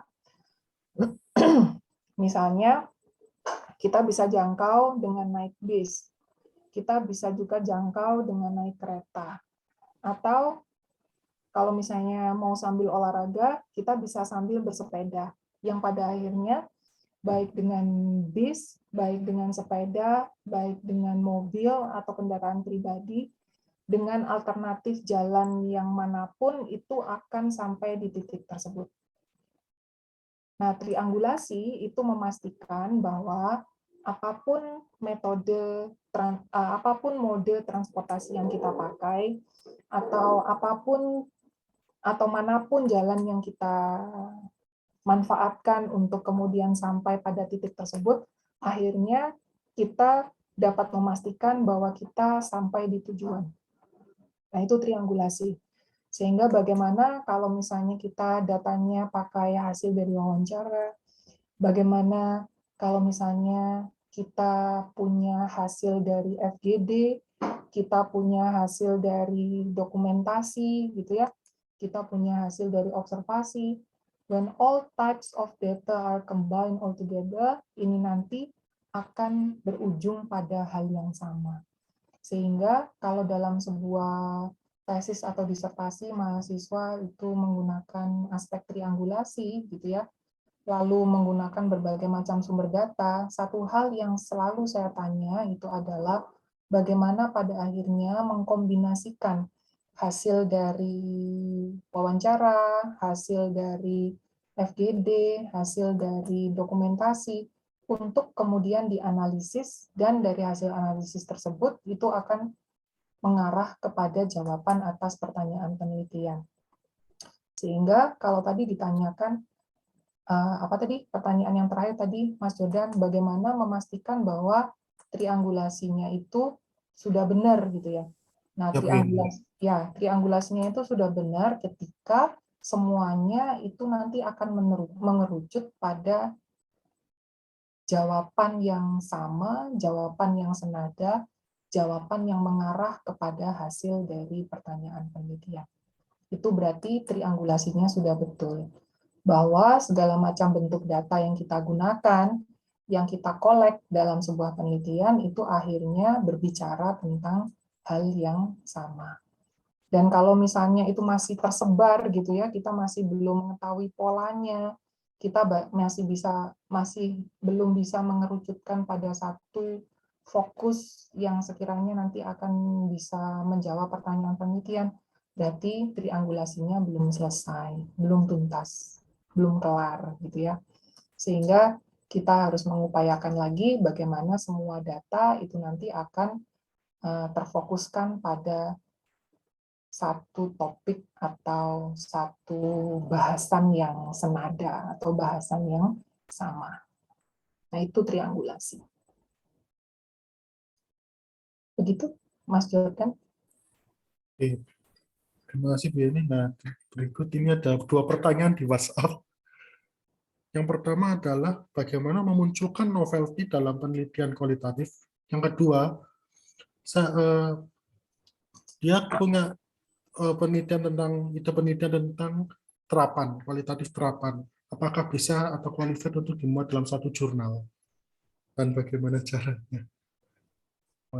Yang mungkin Bu Yeni berkenan menjawab.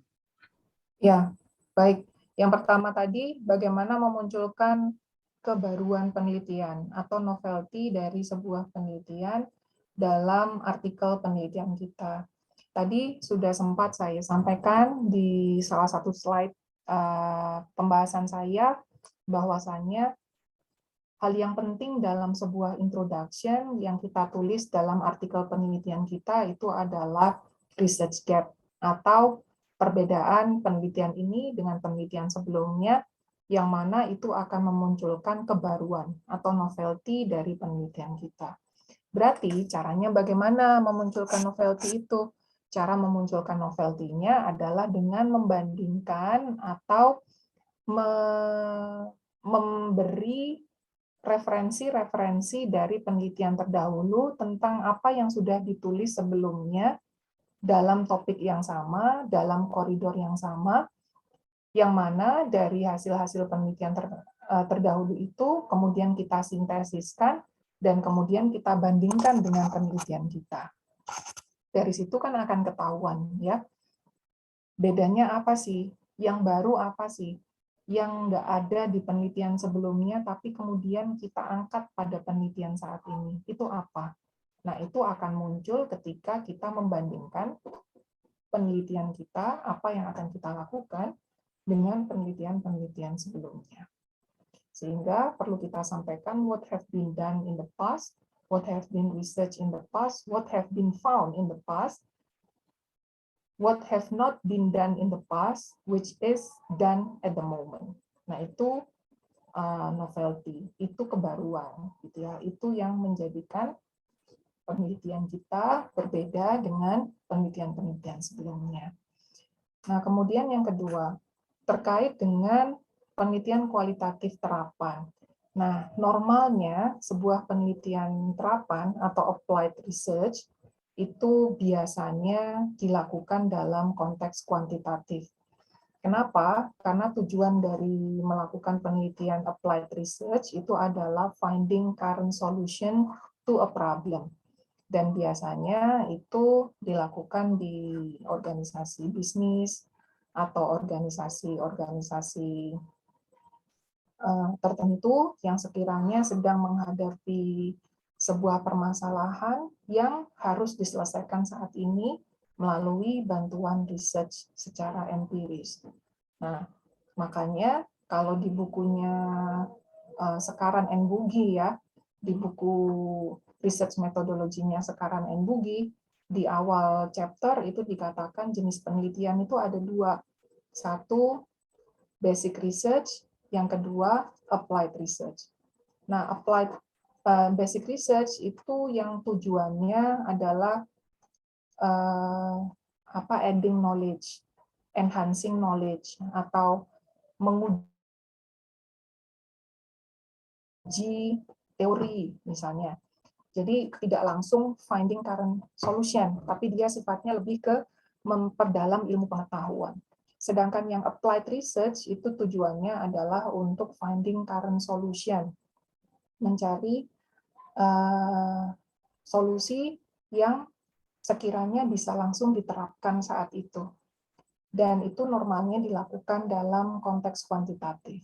Nah, kalau untuk penelitian kualitatif, apakah bisa di format dalam bentuk terapan? Nah, jawabannya tentu bisa, tapi bergantung kepada luas penelitiannya, bergantung kepada tujuan penelitiannya seperti apa, dan apakah sekiranya penelitian kualitatif yang bersifat subjektif itu nanti akan bisa generalize.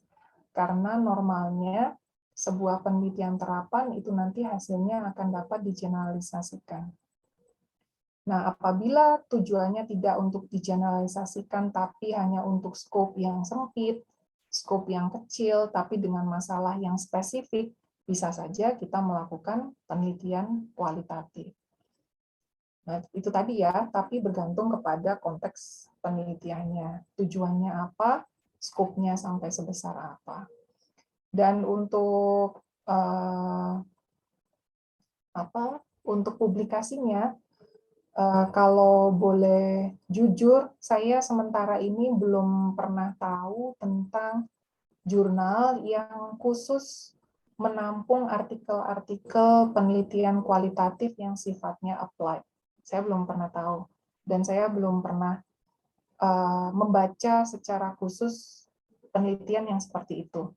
Karena biasanya untuk konteks penelitian kualitatif itu sifatnya basic research.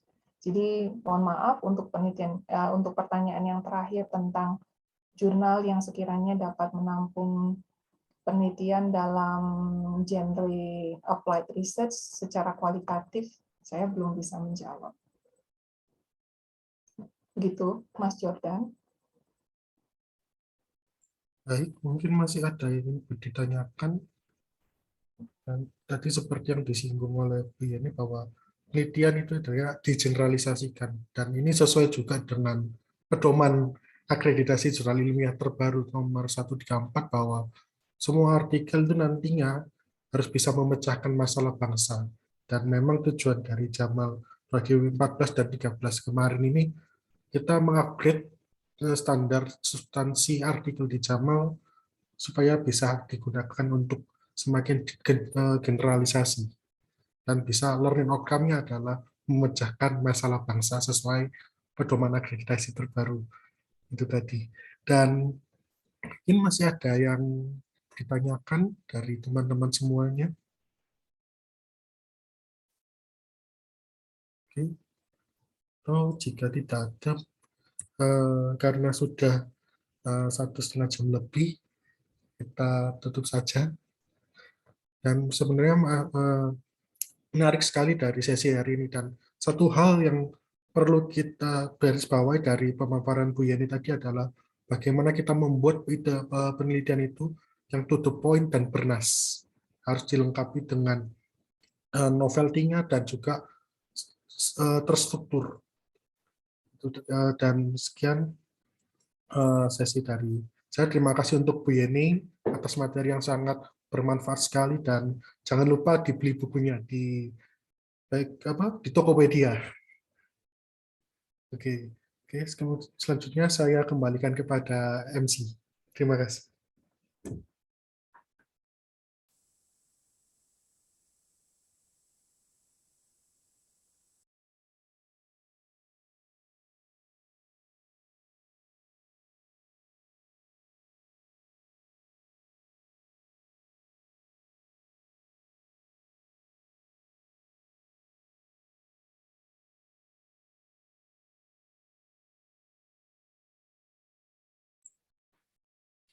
Terima kasih kepada Bu Yeni dan Mas Jordan yang telah memandu jalannya acara sesi 3 hari ini.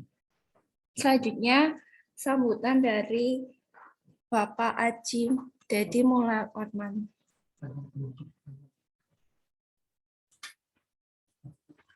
Mohon maaf, dipersilahkan Pak Iwan untuk menutup acara hari ini dan penyampaian doa.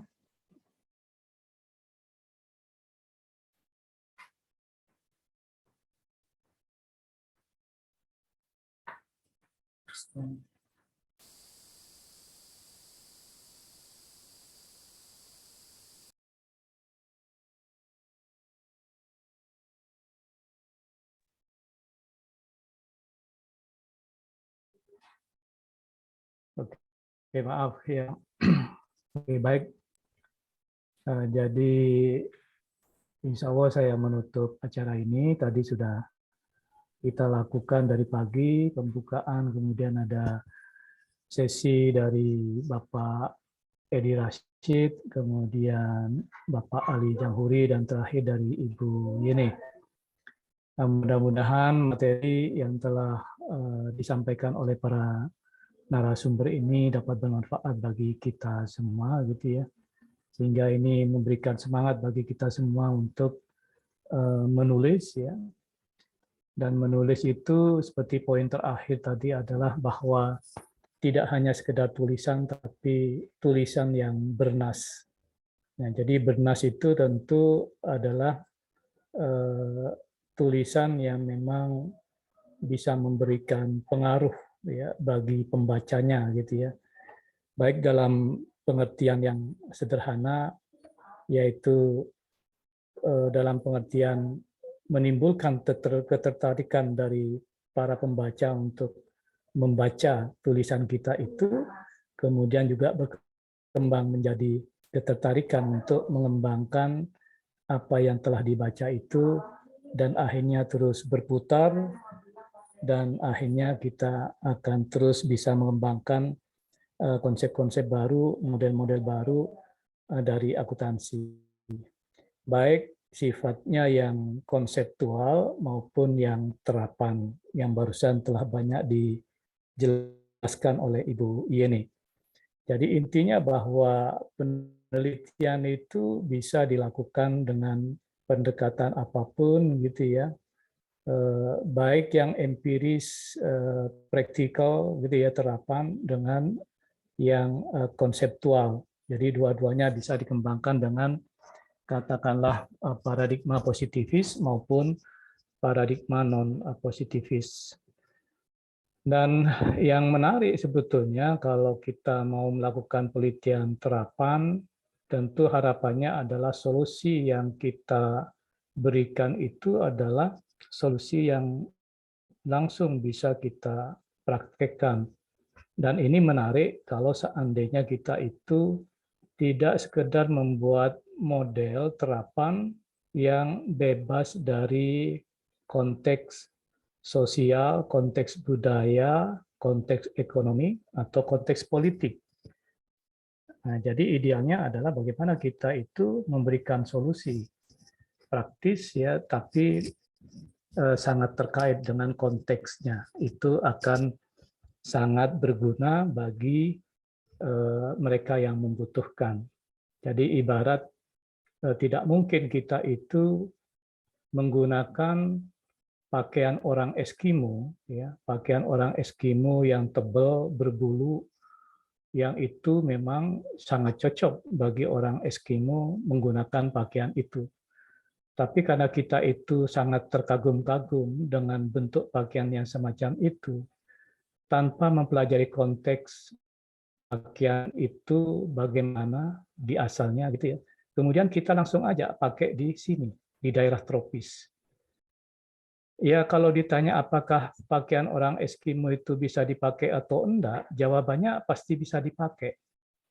Cuma masalahnya kalau kita pakai baju orang Eskimo di daerah tropis ini nyaman enggak? Fit enggak? Gitu ya.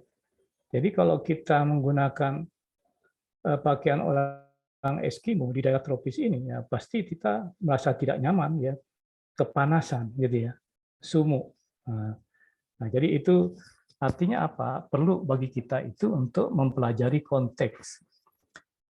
Kalau kita membaca di literatur, ya ada model tertentu yang dihasilkan oleh penulis. Nah, ini biasanya kita itu lalai untuk mempelajari konteks dari model yang mereka temukan.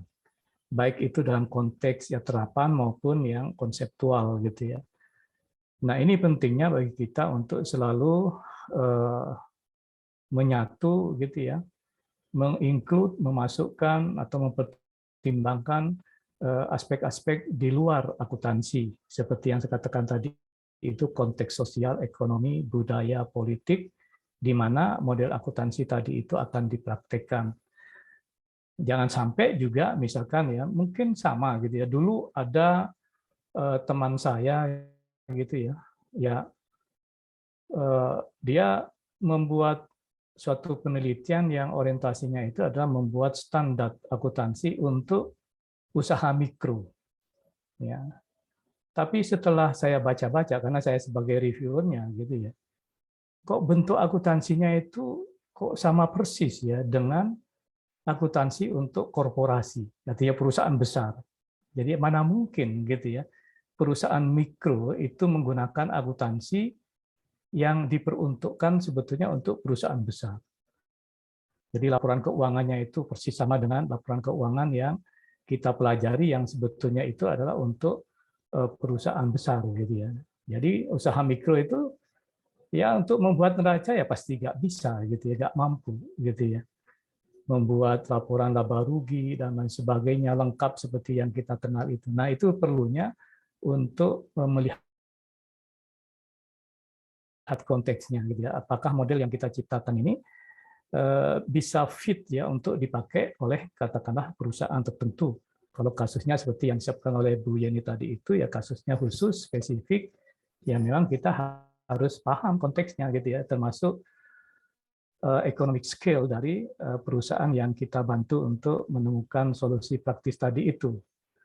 Tidak hanya itu ya dalam konteks terapan, tapi juga dalam konteks konseptual juga kita mestinya harus paham juga konteks ya dari apa yang kita teliti dan apa yang kita rumuskan.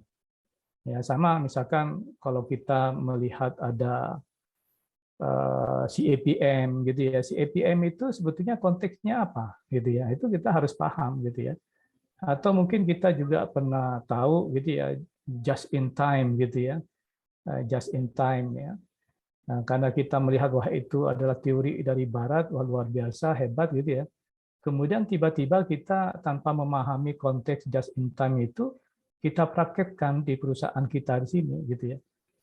Padahal salah satu konteks ya bisa diterapkannya just in time itu adalah jika perusahaan ini sudah punya relasi dengan supplier dan juga sudah punya relasi yang kuat dengan customer, pengguna produk akhir dari perusahaan itu. Atau dengan kata lain bisa aja dalam konteks bahwa perusahaan kita ini sudah menjadi pemilik dari perusahaan supplier ya, supplier yang menyuplai bahan-bahan baku kita. Dan juga kita sudah tahu persis ya bahwa pembeli dari produk akhir kita itu ya memang sudah terikat kontrak dengan kita. Artinya apa? Bahwa produk akhir dari perusahaan ini ya pasti terbeli gitu ya. Nah, itu salah satu konteks just in time. Tapi kalau perusahaan itu belum punya relasi yang baik gitu ya dengan supplier bahan bakunya dan juga kemudian belum tahu ya siapa yang akan membeli produknya, jangan coba-coba pakai just in time gitu. Bisa mati perusahaan itu. Nah, ini saya pikir perlunya kita itu mempelajari konteks ya di mana model itu akan dipraktekkan atau kita juga mempelajari konteks ya dari konsep atau teori yang akan kita rumuskan. Nah, jadi itu adalah satu hal yang sangat penting gitu ya. Dalam penelitian-penelitian non-push itu memang sangat kental dengan upaya untuk memahami konteks ya. Meskipun tentu saja dalam penelitian positivis berusaha untuk memasukkan atau memperhatikan konteks ya di mana sesuatu itu bisa dipraktekkan ya. Nah, tentu ini juga pendekatannya akan berbeda, tapi intinya adalah bagaimana kita bisa menghasilkan sesuatu yang baru baik itu secara konseptual maupun praktis dapat diterapkan, selalu melekat dengan konteks di mana model baru terapan itu akan dipraktekkan dan juga konsep teori yang kita rumuskan. Nah, itu adalah bagian yang penting harus kita perhatikan. Sehingga nanti kalau kita mempublikasikan artikel yang semacam itu bisa jadi akan memberikan daya tarik ya dan juga bisa memberikan pencerahan kepada siapapun yang membaca atau mengembangkan tulisan kita itu. Nah, itu salah satu arti bahwa tulisan itu bernas ya. Arti yang lain seperti yang saya sampaikan pada pembukaan tadi itu kita bisa menggunakan pikiran rasional empiris kita yang juga fisikal. Kemudian juga bisa menggunakan pikiran rasional religius, juga bisa menggunakan pikiran rasional spiritual, atau kombinasi antara pikiran rasional empiris dengan religius, atau kita juga bisa menggunakan kombinasi antara pikiran rasional empiris, religius, dan spiritual. Nah, nanti masing-masing dari cara berpikir tadi itu akan memberikan warna nas ya yang bervariasi dari tulisan-tulisan yang dihasilkan oleh masing-masing tingkatan dan kombinasi pikiran tadi itu. Kalau selama ini kita menggunakan pikiran rasional empiris saja, maka itu tidak menjadi masalah. Nah, itu merupakan salah satu pilihan bagi kita untuk berupaya menghasilkan suatu tulisan yang juga bernas pada makom itu atau pada level itu. Tapi juga tidak menutup kemungkinan kita bisa menulis ya, melakukan penelitian kemudian kita menulis artikel dengan menggunakan pikiran religius ya, rasional religius atau pikiran rasional spiritual atau kombinasi antara ketiganya. Ya, rasional empiris, religius dan spiritual itu ada suatu pemikiran yang utuh, holistik ya. Nah, itu sebagai pilihan-pilihan bagi kita bagaimana kita bisa menulis artikel dengan nas tertentu. Nah, silakan, itu bebas-bebas aja kita menulis ya artikel tersebut. Tapi ada satu hal lagi gitu, seperti tadi disinggung oleh Bapak Edi Rasid gitu ya. Sebetulnya kita itu menulis untuk apa? Ya bisa jadi memang ya kita menulis untuk memenuhi KUM ya, untuk kenaikan jabatan pangkat ya. Kemudian juga untuk kelulusan ya, misalkan kalau Anda lagi studi S2, S3 atau juga S1, semua ini sekarang itu diwajibkan untuk menulis artikel yang harus dipublikasikan. Bisa jadi niat kita, motivasi kita itu demikian ya, untuk persyaratan ujian skripsi, tesis, dan disertasi. Nah, tidak masalah ya. Tapi ada juga ya bahwa kita menulis dalam rangka untuk mengumpulkan KUM untuk kenaikan jabatan akademik ya. Nah, tapi ada juga kita menulis ya karena kita ada dorongan dari dalam ya, dorongan murni untuk menulis, untuk menyebarkan suatu ide baru yang harapannya itu adalah memberikan manfaat bagi seluruh umat manusia dan alam ini. Nah, itu juga bukan motivasi-motivasi yang sebetulnya juga bervariasi dan bertingkat-tingkat, berlevel-level. Yang pada intinya bisa juga nanti kita sampai kepada suatu motivasi bahwa menulis itu sebagai merupakan refleksi, merupakan dorongan, atau merupakan perintah dari Tuhan yang kita rasakan melalui rasa sejati yang ada dalam diri kita. Nah, tentu ini semua adalah pilihan-pilihan bagi kita.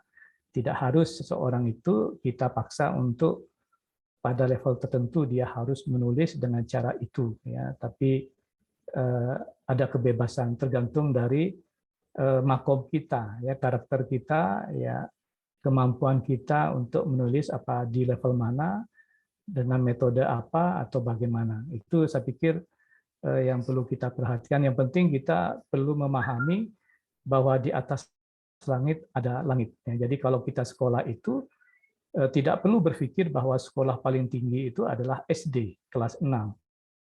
Tapi kita itu harus berpikir di atas SD itu ada sekolah yang lebih tinggi, yaitu SMP. Dan di atas SMP itu ada sekolah yang lebih tinggi lagi, yaitu SMA. Di atas SMA ternyata juga ada sekolah lagi, yaitu S1. Di atas S1 ada S2.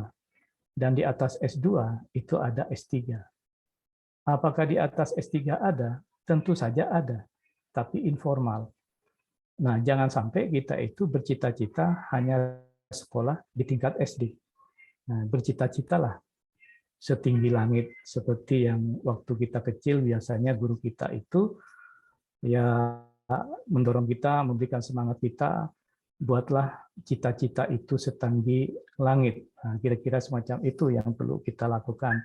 Perkara sekarang kita ini masih di sekolah SD, ya nggak masalah. Pasti nanti kita punya keinginan sekolah di yang lebih tinggi, yaitu SMP, dan lain sebagainya. Kalau kita itu dari awal sudah punya gambaran dan pemahaman sekolah paling tinggi itu SD, maka selamanya kita tidak akan pernah berusaha untuk sekolah di atas SD. Karena kita, pengetahuan kita itu, kita hanya tahu bahwa sekolah paling tinggi itu SD. Ya sudah, sampai kelas 6 ya sudah selesai gitu ya. Nah, jadi begitu. Nah, ini sekedar wawasan aja ya. Ini untuk memberikan suatu keleluasaan bagi Bapak Ibu, saudara-saudari yang hadir pada acara ini, sehingga kita nanti bisa berkembang gitu ya, dan juga bisa memilih banyak pilihan-pilihan yang bisa kita lakukan untuk mengembangkan diri. Nah, itulah salah satu ciri dari multi paradigma.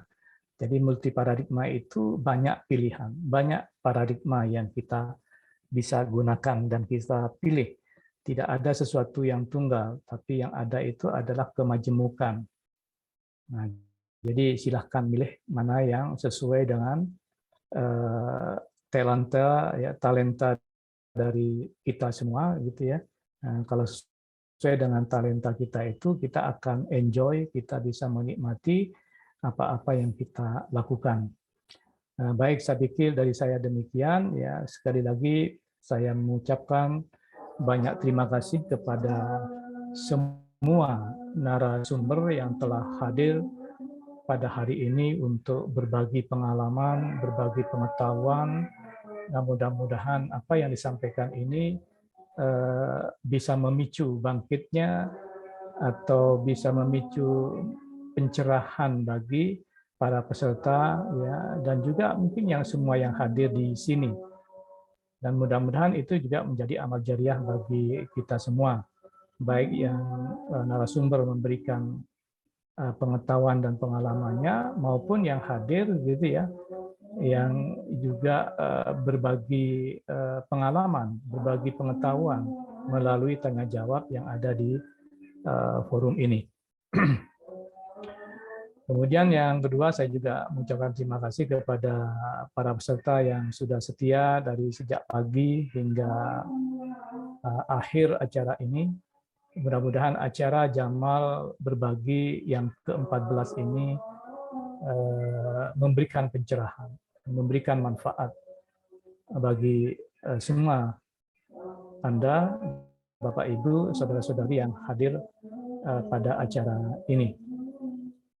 Baik, seperti yang diminta oleh panitia, ya, kita akhiri acara ini dengan berdoa. Oh ya, sekali lagi, yang ketiga, saya mengucapkan terima kasih kepada panitia yang sudah menyiapkan acara ini, ya.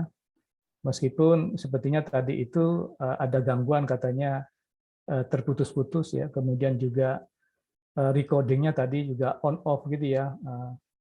Nah, jadi kurang tahu persis, mungkin nanti ke depan kita bisa mempelajari ada problem apa.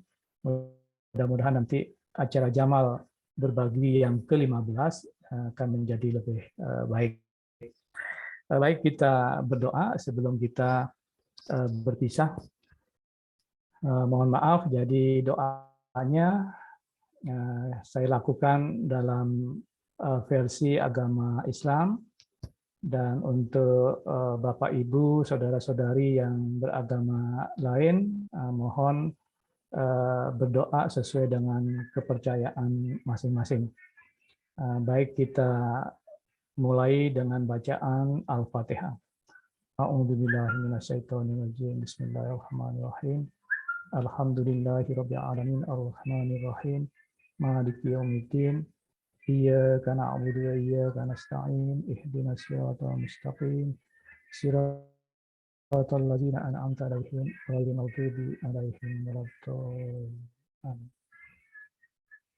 Ya Allah ya Rabbi, Engkau Tuhan yang Maha Kuasa, Engkau Tuhan yang Maha Pengasih lagi Maha Penyayang.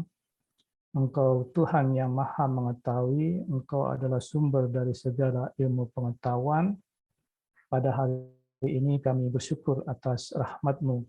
Kami bisa berkumpul, kami bisa berbagi pengetahuan, kami bisa berbagi pengalaman untuk saling membantu, untuk saling bertumbuh, untuk saling berusaha mencerahkan diri, mempelajari ayat-ayat-Mu yang tersebar di alam semesta ini, yang tersebar di dalam bentuk hukum-hukum alam, yang tersebar dalam bentuk hukum-hukum sosial, yang tersebar dalam bentuk hukum-hukum ekonomi, yang tersebar dalam bentuk model-model akuntansi dan teknik-teknik akuntansi, dan semuanya kami lakukan dalam rangka untuk menjadi lebih mengenal Engkau, ya Tuhan. Ya Tuhan, rahmati kami, berkati kami, ridhoi kami, agar apa yang kami lakukan ini menjadi jalan bagi kami untuk mencerahkan diri, untuk mengenal Engkau lebih dekat, dan membantu kami untuk kembali kepada Engkau dengan jiwa yang suci dan tenang. Ya Tuhan, kami bersyukur atas semua karunia yang telah Engkau berikan ini kepada kami. Dan jadikanlah kami hamba-Mu, hamba yang selalu bersyukur atas nikmat, atas karunia yang telah Engkau berikan.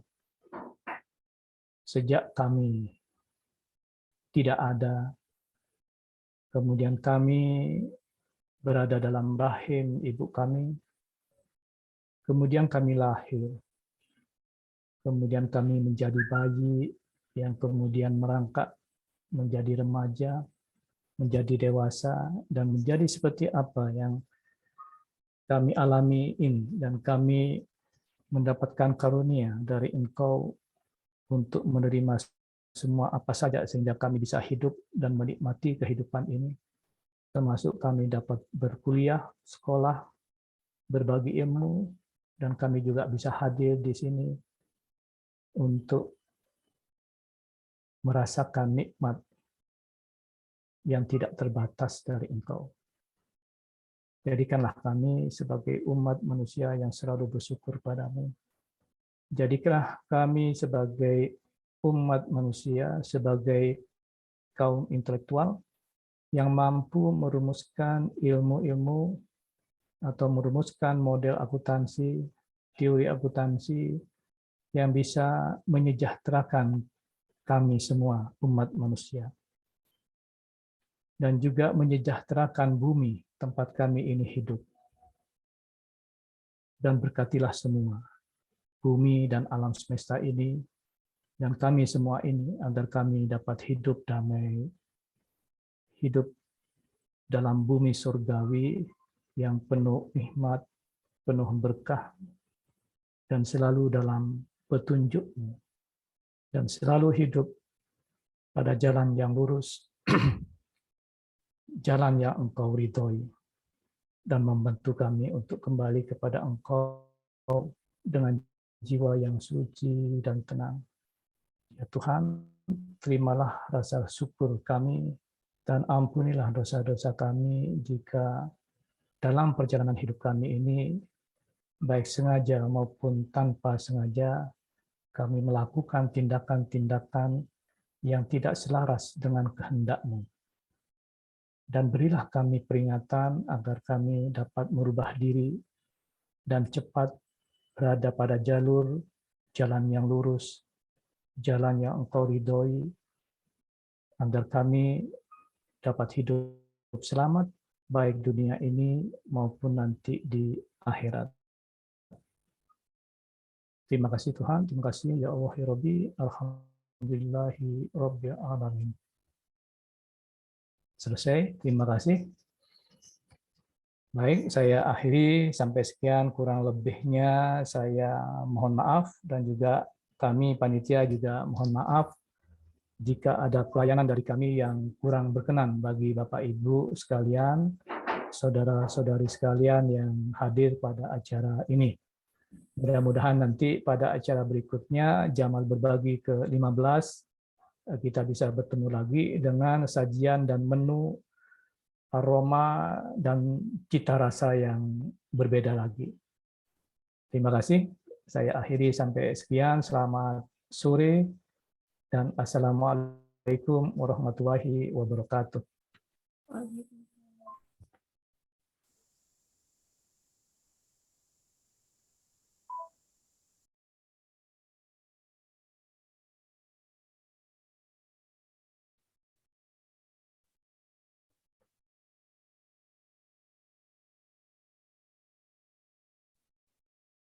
Masih belum dibuka itu Amira. Ya, oke. Terima kasih Bapak Ibu narasumber, moderator, dan Bapak Ibu yang telah hadir pada Jamal Berbagi 14 hari ini. Semoga kita dapat berjumpa di lain waktu yang lebih membahagiakan. Saya mewakili panitia yang bertugas menyampaikan mohon maaf atas kesalahan, atas salah kata dan perbuatan. Akhir kata, terima kasih. Wassalamualaikum warahmatullahi wabarakatuh. Waalaikumsalam warahmatullahi wabarakatuh. Oke, baik. Terima kasih semua ya. Pamit. Terima kasih Bu Yeni. Ya, semua yang hadir, terima kasih. Sampai jumpa insya Allah. Nanti Jamal Berbagi yang ke-15. Oke, saya pamit. Saya leave.